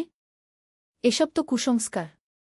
ঝড় হবে, আমাদের ক্ষতি হবে, এটাই স্বাভাবিক। হারিস বলল, কিন্তু তার গলায় এবার একটু কষ্ট ছিল। সারাদিন সে নতুন করে কাজ শুরু করল, কিন্তু মন বসছিল না। বিকালে এক ক্রেতা এল। তার কাছে একটি বিশেষ ধরনের আলমিরা চেয়েছিল। হারিস দেখাল যে কাজটি নষ্ট হয়ে গেছে। কবে দিতে পারবেন? ক্রেতা জিজ্ঞেস করল। আরও 1 সপ্তাহ লাগবে। হারিস বলল। তাহলে আর দরকার নেই, অন্য কারিগরের কাছে চলে যাব। ক্রেতা চলে গেল। হারিসের মুখ শুকিয়ে গেল। এই অর্ডারটি তার অনেক বড় আয়ের উৎস ছিল। সন্ধ্যায় বাড়ি ফিরে সে মা বাবাকে সব ঘটনা বলল। আল্লাহর মর্জি, বাবা। বাবা আবু বকর বললেন, হয়তো এর মধ্যে কোনো কল্যাণ আছে। আবার শুরু। সবকিছুতেই আল্লাহর মর্জি। ঝড় হওয়াটা প্রাকৃতিক ঘটনা, আবার আল্লাহর মর্জি কি? হারিস বিরক্ত হয়ে বলল। হারিস, তুমি জানো না, আল্লাহ কখনো কখনো আমাদের পরীক্ষা করেন। এই যে তোমার ক্ষতি হল, হয়তো এর মাধ্যমে তিনি তোমাকে কোনো বড় শিক্ষা দিতে চান। মা বললেন। হারিস কিছু বলল না, কিন্তু ভেতরে ভেতরে সে একটু চিন্তিত হয়ে পড়ল। রাতে ঘুমের মধ্যে হারিস একটি স্বপ্ন দেখল সে এক বিশাল মরুভূমিতে একা হাঁটছে। চারদিকে কোনো মানুষ নেই। প্রচণ্ড গরম আর তৃষ্ণায় সে কাতর হয়ে উঠেছে। হঠাৎ দূরে একটি ওয়েসিস দেখতে পেল। দৌড়ে গিয়ে দেখে সেখানে পানি নেই, শুধু বালু। ভোরে ঘুম ভেঙে গেল। স্বপ্নটা খুবই বিচিত্র লাগল তার। কেন এমন স্বপ্ন দেখল? পরের কয়েকদিন হারিস কঠোর পরিশ্রম করল। নতুন করে সিন্দুকটি বানাতে শুরু করল। কিন্তু কাজে মন বসছিল না। মাঝে মাঝে মনে হচ্ছিল সব কিছু যেন তার নিয়ন্ত্রণের বাইরে চলে যাচ্ছে। একদিন কাজ করতে করতে হঠাৎ তার হাতে কাঠ কাটার যন্ত্র লেগে গেল। হাতে গভীর জখম হল। রক্তে ভেসে গেল কর্মশালা। আল্লাহ! এটা কি হল? করিম চিৎকার করে উঠল। হারিস তার হাতের দিকে তাকাল। প্রচুর রক্ত পড়ছে। ব্যথায় কাতর হয়ে পড়ল সে। করিম তাড়াতাড়ি একটি কাপড় দিয়ে ক্ষতস্থান বেঁধে দিল। চলুন, হকিম সাহেবের কাছে যেতে হবে। হকিম সাহেব ক্ষত দেখে বললেন, বেশ গভীর কেটেছে। কয়েকদিন হাত নাড়াতে পারবে না। কাজকর্ম বন্ধ রাখতে হবে। হারিস নীরব হয়ে গেল। হাত না নড়লে সে কি করবে? কাজ বন্ধ মানে আয় বন্ধ। বাড়ি ফিরে সে বিছানায় শুয়ে রইল। মা খাবার নিয়ে এল। খাও বাবা, আল্লাহ তোমাকে তাড়াতাড়ি ভালো করে দেবেন। মা বললেন। আম্মা, আপনারা সবসময় আল্লাহর নাম করেন কেন? আমার হাত কেটেছে প্রাকৃতিক কারণে। ওটা ভালো হবেও প্রাকৃতিক নিয়মে। হারিস ক্লান্ত গলায় বলল। মা চুপ থাকলেন, কিন্তু তার চোখে পানি চলে এল। রাতে হারিস আবার সেই মরুভূমির স্বপ্ন দেখল। এবার দেখল সে মরুভূমিতে পড়ে আছে। খুবই অসহায় লাগছে। হঠাৎ দূর থেকে একটি কণ্ঠস্বর ভেসে এল, হে হারিস, তুমি কি এখনো মনে কর তুমি একা পারো? হারিস ঘুম থেকে উঠল। ঘাম দিয়ে ভেসে যাচ্ছে। স্বপ্নটা এত স্পষ্ট মনে হচ্ছিল যেন বাস্তব। তৃতীয় অধ্যায় ভাঙন। 3 দিন পর হারিসের হাত একটু ভালো হল। সে আবার কর্মশালায় গেল। কিন্তু সেখানে গিয়ে আরেকটি দুঃসংবাদ পেল। তার সবচেয়ে বড় ক্রেতা আলী ইবনে হাসান এসেছিলেন। তিনি বলে গেছেন যে অন্য কারিগরের কাছে অর্ডার দিয়েছেন। কেন? আমার কাজ কি ভালো না? হারিস করিমকে জিজ্ঞেস করল। ভাইজান, তিনি বলেছেন আপনার কাজ খুবই ভালো। কিন্তু আপনি যেভাবে ক্রেতাদের সাথে কথা বলেন তাতে তারা মনে কষ্ট পান। কি? করিম লজ্জিত গলায় বলল। কিভাবে কথা বলি আমি? ভাইজান, আপনি অনেক সময় তাদের সাথে রুট ব্যবহার করেন। আর যখন তারা আল্লাহ হাফেজ বা ইনশাআল্লাহ এসব বলেন, আপনি রেগে যান। এতে তারা মনে কষ্ট পান। হারিসের মাথায় বজ্রপাত হল। তার সব ক্রেতা তাহলে এভাবেই চলে যাবে? আচ্ছা, আপনি একটু সবার সাথে নরম ব্যবহার করেন। আর তাদের ধর্মীয় কথাবার্তায় বাধা দেবেন না। কি? করিম পরামর্শ দিল। হারিস কিছু বলল না। কিন্তু মনে মনে ভাবল, তাহলে কি ব্যবসা বাঁচাতে তাকে ভণ্ডামি করতে হবে? পরের কয়েকদিন হারিস চেষ্টা করল ক্রেতাদের সাথে একটু নরম ব্যবহার করতে। কিন্তু যখনই কেউ আল্লাহ শব্দটি উচ্চারণ করত, তার ভেতরে একটা অস্বস্তি হতো। একদিন এক ক্রেতা এসে বলল, ইনশাআল্লাহ, আপনার বানানো আলমিরাটি আমার খুব পছন্দ হয়েছে। আল্লাহ আপনার হাতে বরকত দিয়েছেন গু। হারিস জোর করে একটা হাসি দিয়ে বলল, ধন্যবাদ। কিন্তু ভেতরে সে ফুঁসছিল। ক্রেতা চলে যাওয়ার পর করিম বলল, ভাইজান, আপনি অনেক ভালো করেছেন। এভাবেই চালিয়ে যান।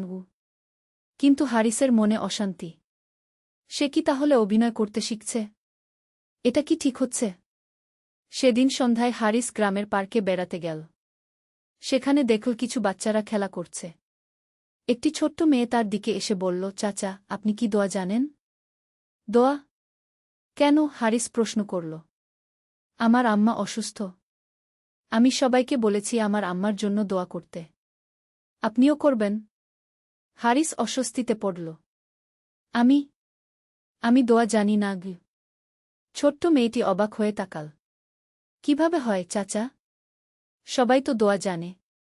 রাব্বানা আতিনা ফিদ দুনিয়া হাসানাতা ওয়া ফিল আখিরাতি হাসানাতা ওয়া কিনা আয়াবান নার। ছোট্ট মেয়েটির মুখ থেকে সুন্দর আরবি উচ্চারণ শুনে হারিসের মনে একটা অদ্ভুত অনুভূতি হল। এত ছোট একটা বাচ্চা এত সুন্দর করে দোয়া বলতে পারে, আর সে একজন পূর্ণবয়স্ক মানুষ হয়ে কোনো দোয়া জানে না। চাচা, আপনি কি দোয়া করবেন আমার আম্মার জন্য? মেয়েটি আবার জিজ্ঞেস করল। হারিস কি বলবে বুঝতে পারল না। অবশেষে বলল, তোমার আম্মা ভালো হয়ে যাবে। ডাক্তারের ওষুধ খেলেই ভালো হবে। মেয়েটি মাথা নেড়ে বলল, না চাচা, ওষুধ তো আল্লাহর একটা মাধ্যম মাত্র। আসল শেফা তো আল্লাহর কাছ থেকেই আসে গি। হারিস স্তব্ধ হয়ে গেল। এত ছোট একটা বাচ্চা এত গভীর কথা বলছে। বাড়ি ফেরার সময় হারিসের মনে নানা প্রশ্ন ঘুরপাক খাচ্ছিল। সবাই কেন এত আত্মবিশ্বাসের সাথে আল্লাহর কথা বলে? তারা কি এমন কিছু জানে যা সে জানে না? রাতে খাবারের সময় হারিস বাবাকে প্রশ্ন করল, আব্বা, আপনি কিভাবে এত নিশ্চিত যে আল্লাহ আছেন? আবু বকর অবাক হয়ে পুত্রের দিকে তাকালেন। অনেকদিন পর হারিস এ ধরনের প্রশ্ন করেছে। বাবা, আমার হৃদয়ে আল্লাহর অস্তিত্ব অনুভব করি। এই সুন্দর পৃথিবী, এই নিয়মতান্ত্রিক মহাবিশ্ব, আমার অস্তিত্ব, সবকিছুই আল্লাহর অস্তিত্বের প্রমাণ গু। কিন্তু এসব তো প্রাকৃতিক নিয়মেও হতে পারে কি? হ্যাঁ, পারে। কিন্তু এই প্রাকৃতিক নিয়ম কে তৈরি করেছে? এই সুষম পৃথিবী, এই নিখুঁত মহাজাগতিক ব্যবস্থা, এসব কি আপনা আপনি হয়েছে? হারিস চুপ থাকল। এই প্রশ্নের উত্তর তার জানা নেই। আর একটা কথা হারিস, বাবা অব্যাহত রাখলেন, তুমি যখন কোনো সমস্যায় পড়, তখন তোমার মনে কি কখনো এই ইচ্ছা হয় না যে কেউ যদি তোমাকে সাহায্য করত? হারিস ভাবল। হ্যাঁ, এই অনুভূতি তার হয়েছে। বিশেষ করে গত কয়েকদিনে। সেই সাহায্যকারী হলেন আল্লাহ। তিনি সর্বদা আমাদের সাথে আছেন। শুধু আমাদের তার দিকে ফিরতে হয় গিয়ে। হারিস আর কিছু বলল না। কিন্তু বাবার কথাগুলো তার মনে গভীর রেখাপাত করল। চতুর্থ অধ্যায় অন্ধকার রাত। পরের দিন সকালে হারিস কর্মশালায় গিয়ে দেখল রাতে চুরি হয়েছে। তার সব দামি যন্ত্রপাতি চুরি হয়ে গেছে। যে সামান্য কিছু কাজ সে শেষ করেছিল সেগুলোও নিয়ে গেছে চোরেরা। হারিস মাটিতে বসে পড়ল। এ যেন তার জীবনের সবচেয়ে বড় আঘাত। সবকিছু শেষ হয়ে গেল। করিম দৌড়ে এসে বলল, ভাইজান, আমি গ্রাম প্রধানকে খবর দিয়েছি। তিনি আসছেন গু। হারিস কিছু বলল না। শুধু চোখ বন্ধ করে বসে রইল। মনে হচ্ছিল যেন সবকিছুর অবসান হয়ে গেছে। গ্রাম প্রধান এসে পরিস্থিতি দেখে বললেন, হারিস, আমি সবার সাথে খোঁজ নেব। তবে এসব দুর্বৃত্ত খুঁজে পাওয়া কঠিন গু। এখন আমি কি করব? হারিস নিরাশ গলা জিজ্ঞেস করল। আল্লাহর উপর ভরসা রাখো। তিনি অবশ্যই কোনো না কোনো পথ বের করে দেবেন গু। আল্লাহ। সবাই শুধু আল্লাহর কথা বলে। হারিস রেগে উঠল। আমার সব শেষ হয়ে গেছে, আর আপনারা আল্লাহর কথা বলছেন? গ্রাম প্রধান শান্তভাবে বললেন, হারিস, তুমি এতদিন নিজের উপর ভরসা রেখেছ। কিন্তু দেখো নিজের শক্তি কত সীমিত। এখন হয়তো সময় এসেছে অন্য কোনো সাহায্যের কথা ভাবার গু। হারিস কোনো উত্তর দিল না। বাড়ি ফিরে সে মা-বাবাকে সব ঘটনা বলল। মা কাঁদতে লাগলেন। বাবা তাকে সান্ত্বনা দিতে চেষ্টা করলেন। হারিস, এটা হয়তো আল্লাহর পক্ষ থেকে একটা পরীক্ষা।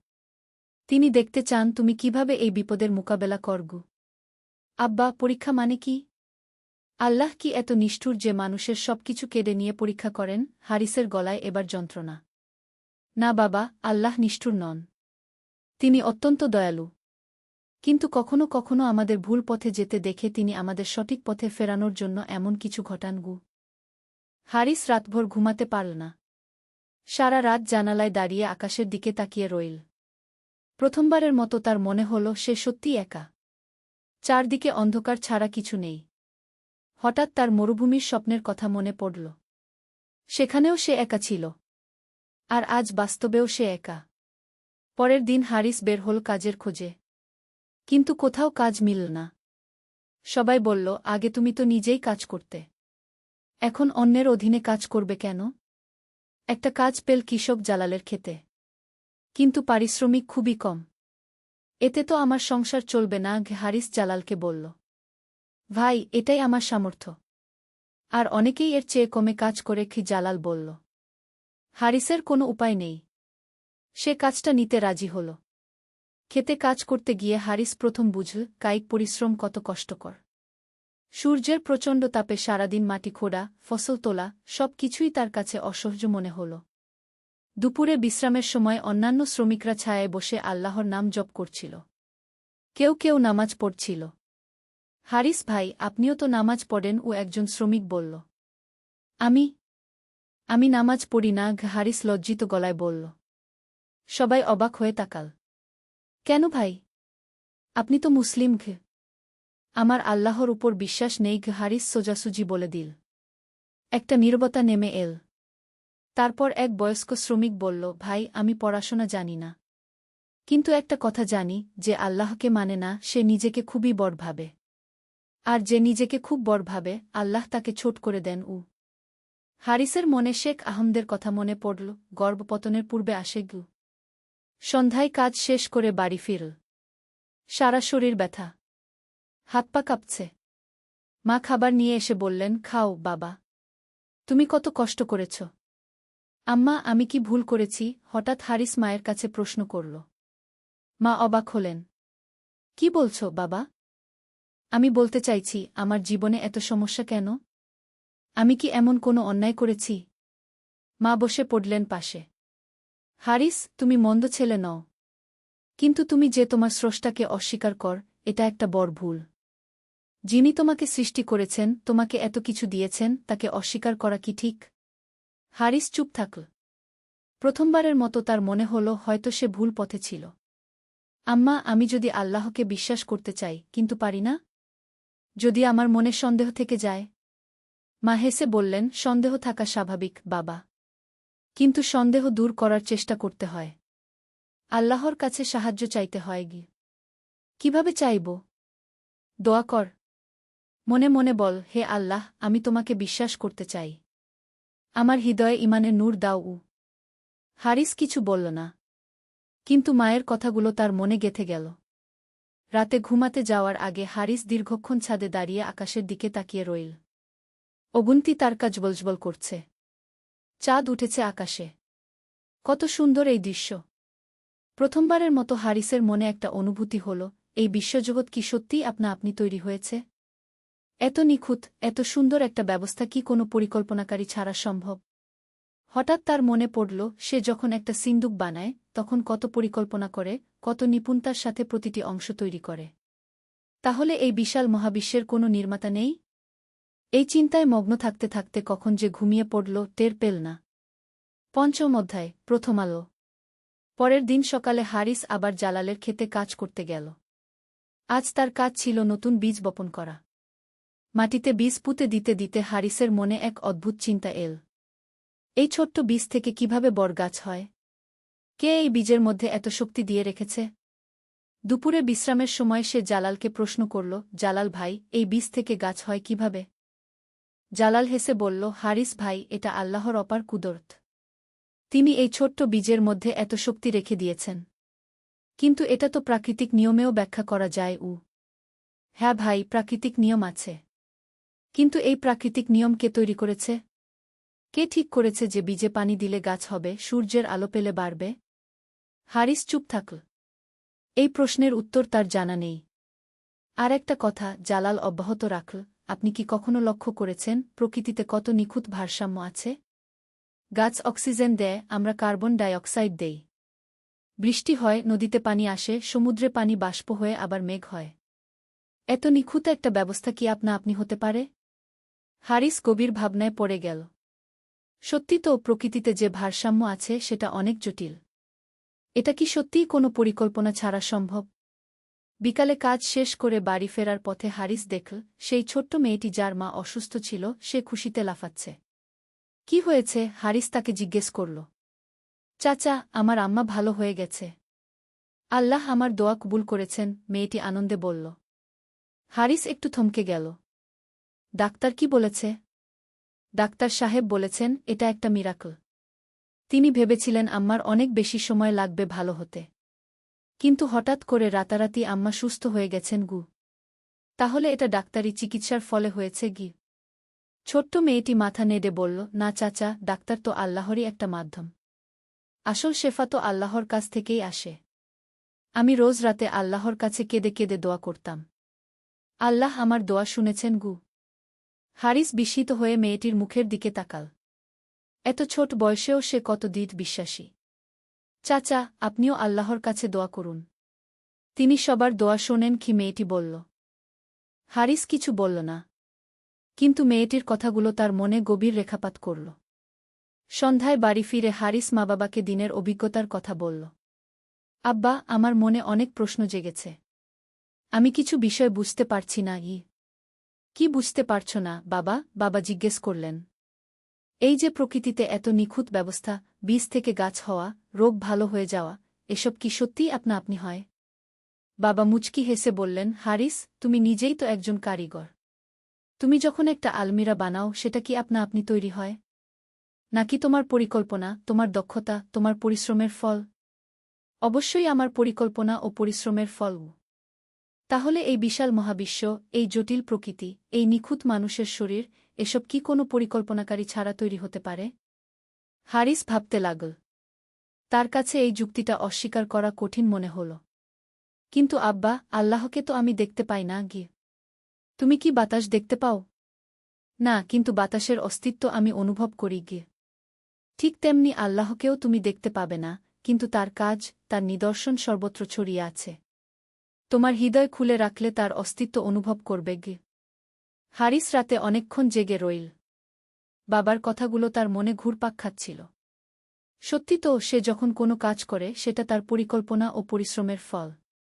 তাহলে এই বিশাল সৃষ্টিজগৎ কি কোনো স্রষ্টা ছাড়া সম্ভব? প্রথমবারের মতো হারিসের মনে একটা সম্ভাবনার কথা ভাবল, হয়তো সত্যিই আল্লাহ আছেন। কিন্তু পরক্ষণেই তার মনে প্রশ্ন জাগল, যদি আল্লাহ থাকেন, তাহলে তিনি তার এত ক্ষতি কেন করলেন? ষষ্ঠ অধ্যায়, অনুশোচনা শুরু। পরের দিন হারিস আবার জালালের খেতে গেল। আজ তার কাজ ছিল সেচের পানি দেওয়া। কাজ করতে করতে হারিস লক্ষ্য করল, গতকাল যে বীজগুলো বুনেছিল তার কয়েকটিতে ছোট্ট কুঁড়ি বের হয়েছে। মাত্র একদিনেই! এটা কিভাবে সম্ভব? সে মনে মনে ভাবল। জালাল কাছে এসে বলল, হারিস ভাই, দেখেছেন? আল্লাহর কুদরত কত অদ্ভুত!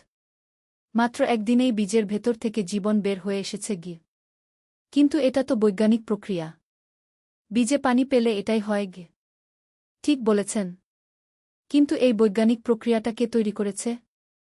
বীজের মধ্যে এই জীবনকে দিয়ে রেখেছে? হারিস চুপ থাকল। এই প্রশ্নের উত্তর দেওয়া তার পক্ষে কঠিন।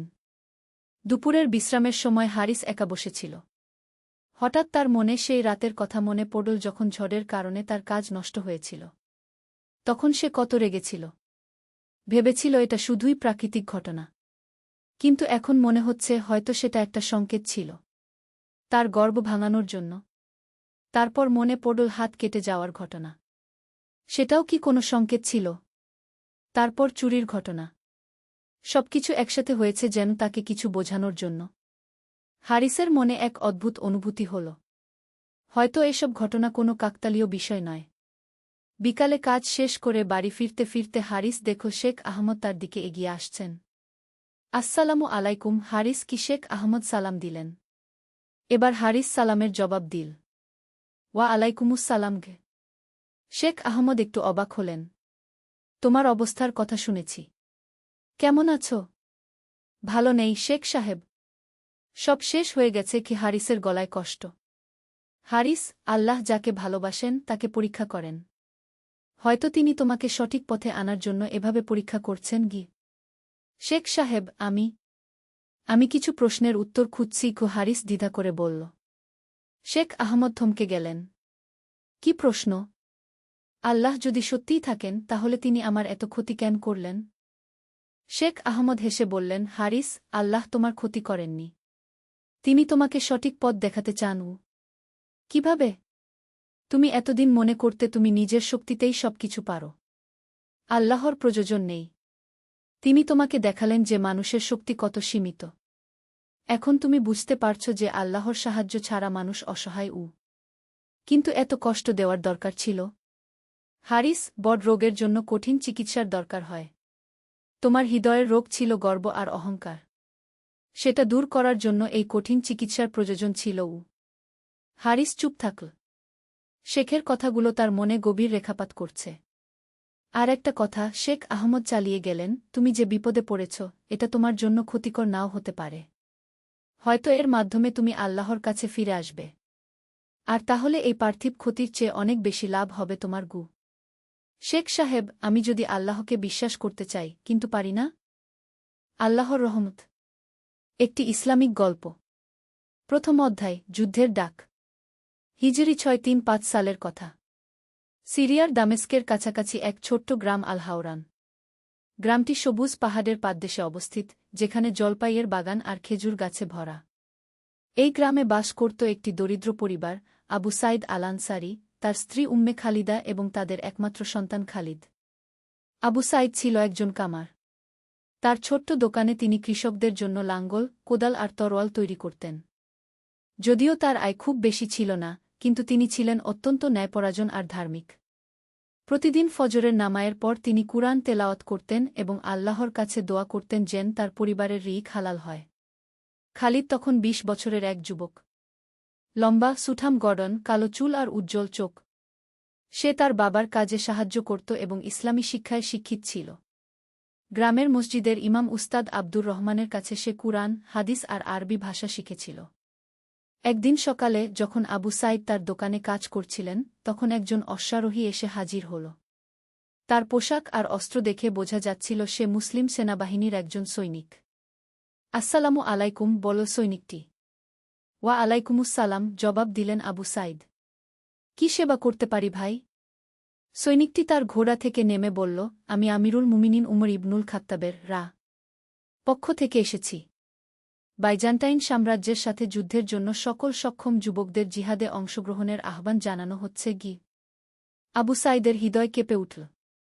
তিনি জানতেন এই দিনটি আসবে। ইসলাম তখন দ্রুত বিস্তার লাভ করছিল, কিন্তু সে সাথে বৃদ্ধি পাচ্ছিল শত্রুদের সংখ্যাও। খালিদ, ডাকলেন তিনি তার ছেলেকে। খালিদ দৌড়ে এল। সৈনিকটি তাকে দেখে বলল, তুমিই খালিদ? আমি তোমার কথা শুনেছি। তুমি নাকি বেশ ভালো তরোয়াল চালাতে পার? খালিদ বিনয়ের সাথে বলল, আল্লাহ যা তৌফিক দিয়েছেন। তাহলে তৈরি হও। ৩ দিনের মধ্যে দামেস্কের মূল ক্যাম্পে হাজির হতে হবে। খালিদ ইবনুল ওয়ালিদ তোমাদের নেতৃত্ব দেবেন। খালিদের চোখ চকচক করে উঠল। খালিদ ইবনুল ওয়ালিদ, যাকে বলা হয় সাইফুল্লাহিল মাসলুল, আল্লাহর খোলা তরোয়াল, যার কোনো যুদ্ধেই পরাজয় হয়নি। সৈনিকটি চলে যাওয়ার পর পরিবারে নেমে এল গভীর নীরবতা। উম্মে খালিদা চোখের পানি আটকে রাখার চেষ্টা করছিলেন, কিন্তু মনের গভীরে ভয় হচ্ছিল। একমাত্র সন্তানকে যুদ্ধে পাঠানো, এর চেয়ে কঠিন আর কি হতে পারে একজন মায়ের জন্য? দ্বিতীয় অধ্যায়, বিদায়ের বেদনা। সেদিন রাতে পরিবারের সবাই একসাথে বসে রাতের খাবার খেল, কিন্তু কারও মুখেই স্বাদ লাগছিল না। আবু সাইদ বারবার তার ছেলের দিকে তাকাচ্ছিলেন, যেন তার চেহারা মনে গেঁথে রাখতে চান। খাওয়ার পর তিনজনেই কিছুক্ষণ নীরবে বসে রইল। অবশেষে আবু সাইদ কথা বললেন। খালিদ, তুমি জান যে জিহাদ ফি সাবিলিল্লাহ একজন মুসলমানের সবচেয়ে বড় সম্মানের কাজ। কিন্তু যুদ্ধে যাওয়ার আগে কিছু কথা বলে রাখতে চাই। খালিদ মনোযোগ দিয়ে বাবার কথা শুনতে লাগল। প্রথমত, সর্বদা আল্লাহকে ভয় করবে। যুদ্ধক্ষেত্রেও আল্লাহর আদেশ নিষেধ মেনে চলবে। নিরপরাধ লোকদের ক্ষতি করবে না। নারী, শিশু, বৃদ্ধ আর অসুস্থ লোকদের কোনো ক্ষতি করবে না। ধর্মীয় স্থানগুলো নষ্ট করবে না। জি আব্বাগু। দ্বিতীয়ত, তোমার নেতার আদেশ মানবে। খালিদ ইবনুল ওয়ালিদ একজন মহান সেনাপতি, তার অভিজ্ঞতা থেকে শিখবে। তৃতীয়ত, সর্বদা সাহসী থাকবে, কিন্তু বেপরোয়া হবে না। আল্লাহর উপর ভরসা রাখবে, কিন্তু সাবধানতা অবলম্বন করবে। আর শেষ কথা বলতে বলতে আবু সাইদের গলা ভেঙে গেল, যদি আল্লাহর ইচ্ছায় তুমি শহীদ হয়ে যাও, তাহলে জেনে রাখো যে আমরা গর্বিত হব। আর যদি জীবিত ফিরে আস, তাহলে আল্লাহর শুকরিয়া আদায় করবে। উম্মে খালিদা আর নিজেকে সামলাতে পারলেন না। তিনি খালিদকে জড়িয়ে ধরে কাঁদতে লাগলেন। আম্মা, কাঁদবেন না। খালিদ তার মাকে সান্ত্বনা দিল। আল্লাহ চাইলে আমি ফিরে আসব। আর যদি না আসি, তাহলে জান্নাতে আমাদের দেখা হবে। পরের দিন ফজরের নামায়ের পর আবু সাইদ তার ছেলেকে নিয়ে গেলেন মসজিদে। ইমাম সাহেব উস্তাদ আব্দুর রহমান খালিদের জন্য বিশেষ দোয়া করলেন। হে আল্লাহ, খালিদকে হেফাজত করুন। তাকে সাহস ও শক্তি দিন। তার ঈমানকে মজবুত রাখুন। যদি তার মৃত্যু নিশ্চিত করে রেখেছেন, তাহলে তাকে শহীদ হওয়ার তৌফিক দিন। আমিন। মসজিদের সবাই আমিন বলল। তৃতীয় অধ্যায়, যুদ্ধযাত্রা। তৃতীয় দিন সকালে খালিদ তার সামান্য সম্পত্তি একটি ছোট্ট ব্যাগে ভরে নিল। তার বাবা তাকে দিলেন একটি সুন্দর তরোয়াল, যা তিনি নিজের হাতে বানিয়েছিলেন। এই তরোয়াল আমি বিশেষ যত্নে তৈরি করেছি, বললেন আবু সাইদ। এর হাতলে খোদাই করা আছে লা ইলাহা ইল্লাল্লাহু মুহাম্মাদুর রাসূলুল্লাহ। এই কালিমা তোমাকে সব সময় আল্লাহর কথা মনে করিয়ে দেবে। খালিদ তরোয়ালটি হাতে নিয়ে চুমু খেল। তারপর তার বাবা মায়ের পা ছুঁয়ে দোয়া নিল। আল্লাহ হাফেজ আব্বা, আম্মা। গ্রামের অনেকেই খালিদকে বিদায় জানাতে এসেছিল। সবার চোখে পানি, কিন্তু মনে গর্ব। একজন মুজাহিদ তাদের গ্রাম থেকে বের হচ্ছে। খালিদ পায়ে হেঁটে দামেস্কের দিকে রওয়ানা হল।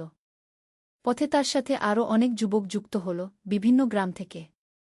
সবার মুখে একই স্বপ্ন, ইসলামের জন্য জিহাদ করা। দামেস্ক পৌঁছানোর আগেই খালিদ বুঝতে পারল যে এটা হবে একটা বিরাট অভিযান।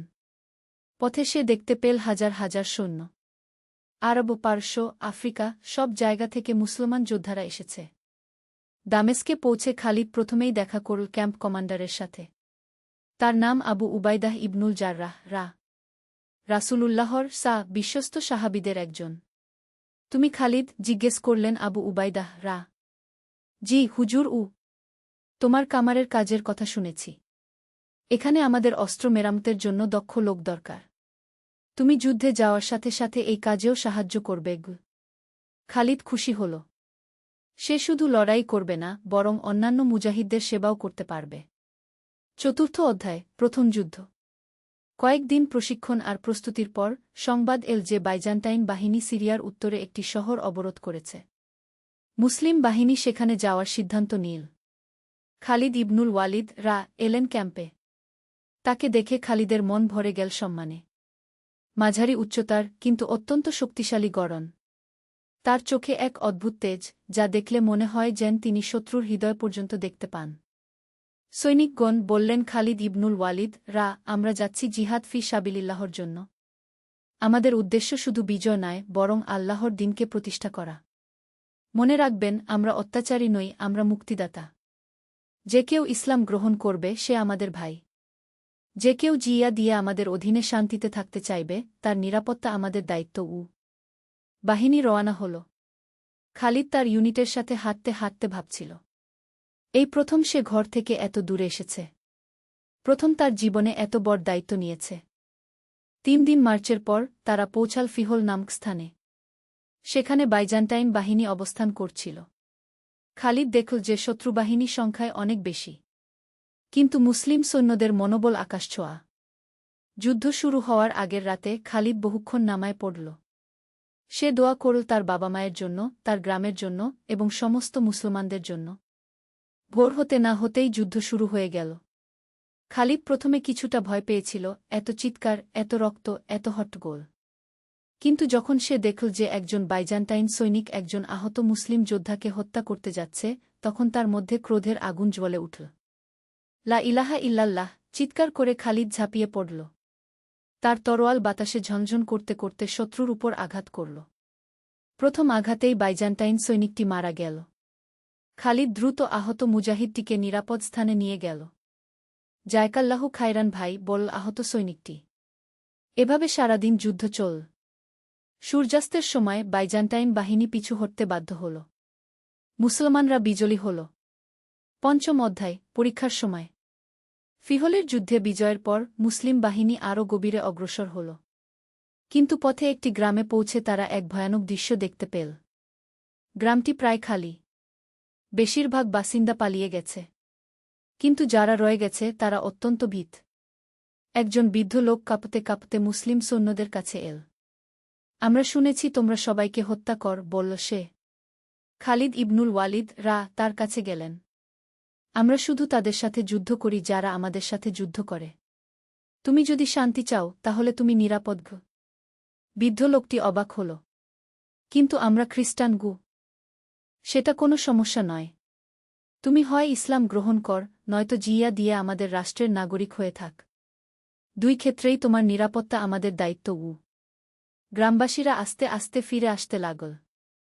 তারা দেখল যে মুসলিম সৈন্যরা সত্যিই তাদের কোনো ক্ষতি করছে না। খালিদ এই ঘটনা থেকে একটি বড় শিক্ষা পেল। যুদ্ধ শুধু তরোয়াল দিয়ে জেতা যায় না, হৃদয় জয় করতে হয়। কিন্তু কয়েকদিন পরেই আরেকটি কঠিন পরীক্ষা এল। তারা যখন একটি শহর অবরোধ করছিল, তখন খালিদ দেখল যে কিছু মুসলিম সৈন্য বেসামরিক লোকদের সাথে খারাপ ব্যবহার করছে। খালিদ দুর্ভাবনায় পড়ে গেল। একদিকে তারা তার সহযোদ্ধা, অন্যদিকে তারা ভুল কাজ করছে। সে কি করবে? সে গিয়ে খালিদ ইবনুল ওয়ালিদ এর কাছে বিষয়টি জানাল। খালিদ ইবনুল ওয়ালিদ সাথে সাথে সেই সৈন্যদের ডেকে পাঠালেন। তোমরা কি ভুলে গেছ রাসূলুল্লাহর নির্দেশ? তিনি কঠোর গলায় বললেন। তিনি কি বলেননি, বৃদ্ধ, নারী ও শিশুদের হত্যা করো না? যারা যুদ্ধ করে না তাদের ক্ষতি করো না? সৈন্যরা লজ্জিত হয়ে মাথা নিচু করল। আমি তোমাদের শাস্তি দিতে পারি, বললেন তিনি। কিন্তু আমি চাই তোমরা নিজেরাই তওবা কর এবং ক্ষতিগ্রস্তদের কাছে ক্ষমা চাও। খালিদ এই ঘটনা থেকে আরেকটি শিক্ষা পেল, সত্য বলা, এমনকি নিজের সাথীদের বিরুদ্ধে হলেও, একজন মুসলমানের কর্তব্য। 6ষ্ঠ অধ্যায়, বন্ধুত্ব ও ত্যাগ। অভিযান চলার সাথে সাথে খালিদের বেশ কিছু ভালো বন্ধু হল। তার মধ্যে সবচেয়ে ঘনিষ্ঠ ছিল সালিম আল মিসরি। সে মিশর থেকে এসেছিল। খালিদের চেয়ে কয়েক বছরের বড়, কিন্তু অত্যন্ত বিনয়ী এবং ধার্মিক। সালিম ছিল হাফেজে কুরআন। প্রতিদিন ফজরের নামাজের পর সে কুরআন তেলাওয়াত করত। তার কণ্ঠ এত সুন্দর ছিল যে সবাই মুগ্ধ হয়ে শুনত। খালিদ ভাই, একদিন সালিম বলল, তুমি কি কখনো মনে কর যে আমরা কি সঠিক কাজ করছি? খালিদ অবাক হল। কেন? তুমি কি সন্দেহ করছ? না, সন্দেহ করছি না। কিন্তু মাঝে মাঝে ভাবি, এত রক্তপাত, এত ধ্বংস, আল্লাহ কি সত্যি এটা পছন্দ করেন? খালিদ গভীরভাবে ভাবল। আমি মনে করি আল্লাহ যুদ্ধ পছন্দ করেন না। কিন্তু কখনো কখনো ন্যায় প্রতিষ্ঠার জন্য যুদ্ধ প্রয়োজন। আমরা তো অত্যাচারীদের বিরুদ্ধে লড়ছি। আমরা নিরপরাধ মানুষকে মুক্ত করছি। তুমি ঠিক বলেছ, বল সালিম। কিন্তু আমাদের সবসময় সতর্ক থাকতে হবে যেন আমরা নিজেরা অত্যাচারী না হয়ে যাই। এই কথোপকথন খালিদের মনে গভীর প্রভাব ফেল। সে বুঝতে পারল যে একজন মুজাহিদ শুধু সাহসী হলেই চলে না, তাকে হতে হয় বিবেকবান এবং ন্যায়পরায়ণ। কিছুদিন পর তারা ইয়ারমুক নামক স্থানে পৌঁছাল। সেখানে বাইজান্টাইন সাম্রাজ্যের সবচেয়ে বড় বাহিনী অপেক্ষা করছিল। এই যুদ্ধ হবে সিরিয়ার ভাগ্য নির্ধারণী। যুদ্ধের আগের রাতে সালিম খালিদকে বলল, ভাই, আমার একটা অদ্ভুত স্বপ্ন হয়েছে। আমি দেখেছি যে আমি জান্নাতের দরজায় দাঁড়িয়ে আছি। খালিদের বুকটা কেঁপে উঠল। এমন কথা বলো না ভাই। না, আমি ভয় পাচ্ছি না। যদি আল্লাহ আমাকে শহীদ করেন তাহলে সেটা আমার জন্য সবচেয়ে বড় সম্মান ও সালিম হাসল। তবে একটা অনুরোধ আছে। কি? যদি আমি মারা যাই তাহলে তুমি আমার মায়ের কাছে একটা চিঠি নিয়ে যাবে। বলবে যে তার ছেলে ঈমানের উপর মারা গেছে। খালিদ কিছু বলতে পারল না। সে শুধু তার বন্ধুকে জড়িয়ে ধরল। সপ্তম অধ্যায়, ইয়ারমুকের যুদ্ধ। ইয়ারমুকের যুদ্ধ শুরু হল ভোরের সাথে সাথে। এটা ছিল এমন এক যুদ্ধ যা ইতিহাসে স্থান পেয়েছে। একদিকে বাইজান্টাইন সাম্রাজ্যের বিশাল বাহিনী, অন্যদিকে মুসলমানদের ছোট কিন্তু দৃঢ়প্রতিজ্ঞ সেনাদল। খালিদ ইবনুল ওয়ালিদ যুদ্ধ শুরুর আগে সৈন্যদের উদ্দেশ্যে ভাষণ দিলেন। হে মুজাহিদগণ! আজ আল্লাহ আমাদের পরীক্ষা করবেন। আমরা কি সত্যিকারের মুমিন নাকি শুধু মুখে দাবিদার, সেটা আজ প্রমাণিত হবে। মনে রাখবেন, আমরা লড়ছি আল্লাহর জন্য, দুনিয়ার জন্য নয়। জয় হোক বা মৃত্যু, আল্লাহর কাছে আমাদের প্রতিদান নিশ্চিত। আল্লাহু আকবর! চিৎকার করে উঠল হাজারো কণ্ঠ। যুদ্ধ শুরু হতেই খালিদ দেখল যে এটা তার আগের যুদ্ধগুলির চেয়ে অনেক কঠিন। শত্রুবাহিনী ভারী অস্ত্রশস্ত্রে সজ্জিত এবং সুসংগঠিত। প্রথম কয়েক ঘণ্টায় মুসলিম বাহিনী প্রচণ্ড চাপে পড়ে গেল। অনেক সৈন্য আহত হল। কিছুক্ষণের জন্য মনে হল যে তারা হয়তো পরাজিত হবে। ঠিক এই মুহূর্তে খালিদ দেখল যে সালিম একা একটা পুরো স্কোয়াড্রনের সাথে লড়ছে। তার শরীরে ইতিমধ্যে বেশ কয়েকটি ক্ষত, কিন্তু সে লড়ে যাচ্ছে। লা ইলাহা ইল্লাল্লাহু মুহাম্মাদুর রাসূলুল্লাহ চিৎকার করতে করতে সালিম শত্রুদের উপর ঝাঁপিয়ে পড়ল। খালিদ দৌড়ে গেল তার বন্ধুকে সাহায্য করতে। কিন্তু সে পৌঁছানোর আগেই একটি বর্ষা সালিমের বুকে বিদ্ধ হল। সালিম! চিৎকার করে খালিদ তার বন্ধুর কাছে পৌঁছাল। সালিম মাটিতে পড়ে গেছে, কিন্তু তার ঠোঁটে হাসি। খালিদ! ভাই! কষ্ট করে বলল সে। আমার স্বপ্ন সত্যি হল। কথা বলো না। আমি তোমাকে নিরাপদ জায়গায় নিয়ে যাচ্ছি। না, আমার সময় এসে গেছে। সালিমের চোখ ঝলমল করছে। শোন, আমার মায়ের কাছে বলো আমি জান্নাতে তার জন্য দোয়া করব। এই বলে সালিম তার শেষ নিঃশ্বাস ত্যাগ করল। তার মুখে এক অদ্ভুত প্রশান্তি। খালিদের চোখে পানি এসে গেল। কিন্তু যুদ্ধক্ষেত্রে কান্নার সময় নেই। সে তার বন্ধুর চোখ বন্ধ করে দিল এবং তার জন্য একটি ছোট দোয়া পড়ল। এরপর সে উঠে দাঁড়াল। তার হৃদয়ে এখন প্রচণ্ড ক্রোধ, কিন্তু সেই ক্রোধ ন্যায়ের পক্ষে। আল্লাহু আকবর! চিৎকার করে সে শত্রুদের উপর ঝাঁপিয়ে পড়ল। অষ্টম অধ্যায়, বিজয় ও শিক্ষা।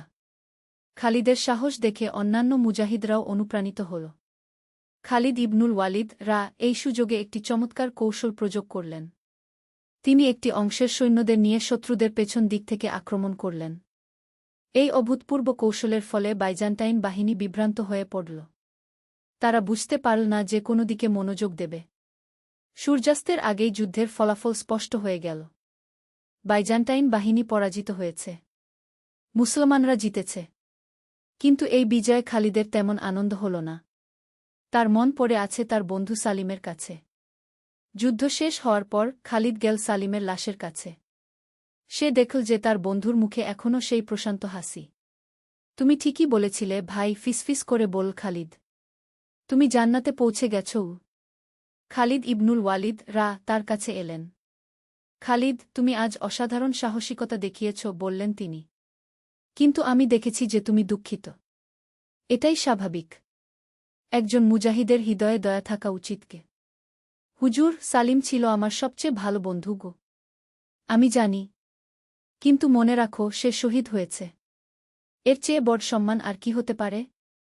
তার জন্য দুঃখ নয়, বরং আল্লাহর শুকরিয়া করক। খালিদ বুঝতে পারল যে তিনি ঠিক বলেছেন। শহীদদের জন্য কান্নাকাটি করা ঠিক নয়, বরং তাদের জন্য দোয়া করা উচিত। নবম অধ্যায়, ঘরে ফেরা।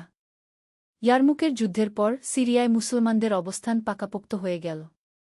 আরও কয়েক মাস বিভিন্ন ছোট ছোট যুদ্ধ হল, কিন্তু সেগুলি তেমন বড় ছিল না। খালিদ এই সময়ে অনেক কিছু শিখল। সে শিখল যে যুদ্ধ শুধু তরোয়াল চালানো নয়, বরং কৌশল, ধৈর্য এবং ন্যায়বিচার। সে শিখল যে একজন সত্যিকারের মুজাহিদ শুধু নিজের জান দিতে প্রস্তুত থাকে না, বরং অন্যদের জান বাঁচানোর জন্যও চেষ্টা করে। একদিন আবু উবাইদাহ ইবনুল জাররাহ খালিদকে ডেকে বললেন, খালিদ, তোমার পরিবার তোমার জন্য অপেক্ষা করছে। তুমি চাইলে এবার ঘরে ফিরে যেতে পারগু। খালিদের মন খুশিতে ভরে গেল। কতদিন পর সে তার বাবা মায়ের কাছে ফিরে যাবে। কিন্তু তার মনে একটা দ্বিধা ছিল। হুজুর, আমি যদি এখন চলে যাই তাহলে কি আমার কর্তব্য পালন সম্পূর্ণ হবে? আবু উবাইদাহ হাসলেন। খালিদ, জিহাদ শুধু যুদ্ধক্ষেত্রে নয়। তুমি যদি ঘরে গিয়ে তোমার বাবা মায়ের সেবা কর, সৎ জীবিকা অর্জন কর এবং ইসলামের শিক্ষা অনুযায়ী জীবন যাপন কর, তাহলে সেটাও জিহাদ। খালিদ বুঝতে পারল যে তিনি ঠিক বলেছেন। জিহাদের অর্থ শুধু যুদ্ধ নয়, বরং জীবনের প্রতিটি ক্ষেত্রে আল্লাহর পথে চেষ্টা করা। বিদায়ের সময় অনেক সহযোদ্ধা তাকে বিদায় জানাল। খালিদ প্রত্যেকের কাছ থেকে দোয়া নিল। খালিদ ইবনুল ওয়ালিদ তাকে একটি বিশেষ উপহার দিলেন, একটি আংটি, যাতে লেখা ছিল, ও আল্লাহর উপর ভরসাগু। এই আংটি তোমাকে সবসময় মনে করিয়ে দেবে যে আল্লাহই আমাদের একমাত্র অভিভাবক, বললেন তিনি। 10ম অধ্যায়, মায়ের কোল। ঘরে ফেরার পথ দীর্ঘ ছিল, কিন্তু খালিদের মন ছিল আনন্দে ভরা। সে সালিমের মায়ের বাড়িতেও গেল। সেই বয়স্ক মহিলা যখন শুনলেন যে তার ছেলে শহীদ হয়েছে, তখন তিনি কেঁদে ফেললেন। কিন্তু খালিদ যখন তাকে সালিমের শেষ কথাগুলি বলল, তখন তার চোখে গর্বের আভা ফুটে উঠল। আল্লাহ আমার ছেলেকে কবুল করেছেন, বললেন তিনি। আমার আর কি চাওয়ার আছে? অবশেষে খালিদ পৌঁছাল তার নিজের গ্রামে। গ্রামের লোকজন তাকে দেখে খুশিতে চিৎকার করে উঠল। খালিদ ফিরে এসেছে! আমাদের মুজাহিদ ফিরে এসেছে! কিন্তু খালিদ সোজা চলে গেল তার ঘরে। দরজার সামনে দাঁড়িয়ে সে দেখল তার বাবা মা বাইরে এসেছেন। আব্বা, আম্মা! খালিদ দৌড়ে গিয়ে তাদের পা ছুঁয়ে সালাম করল।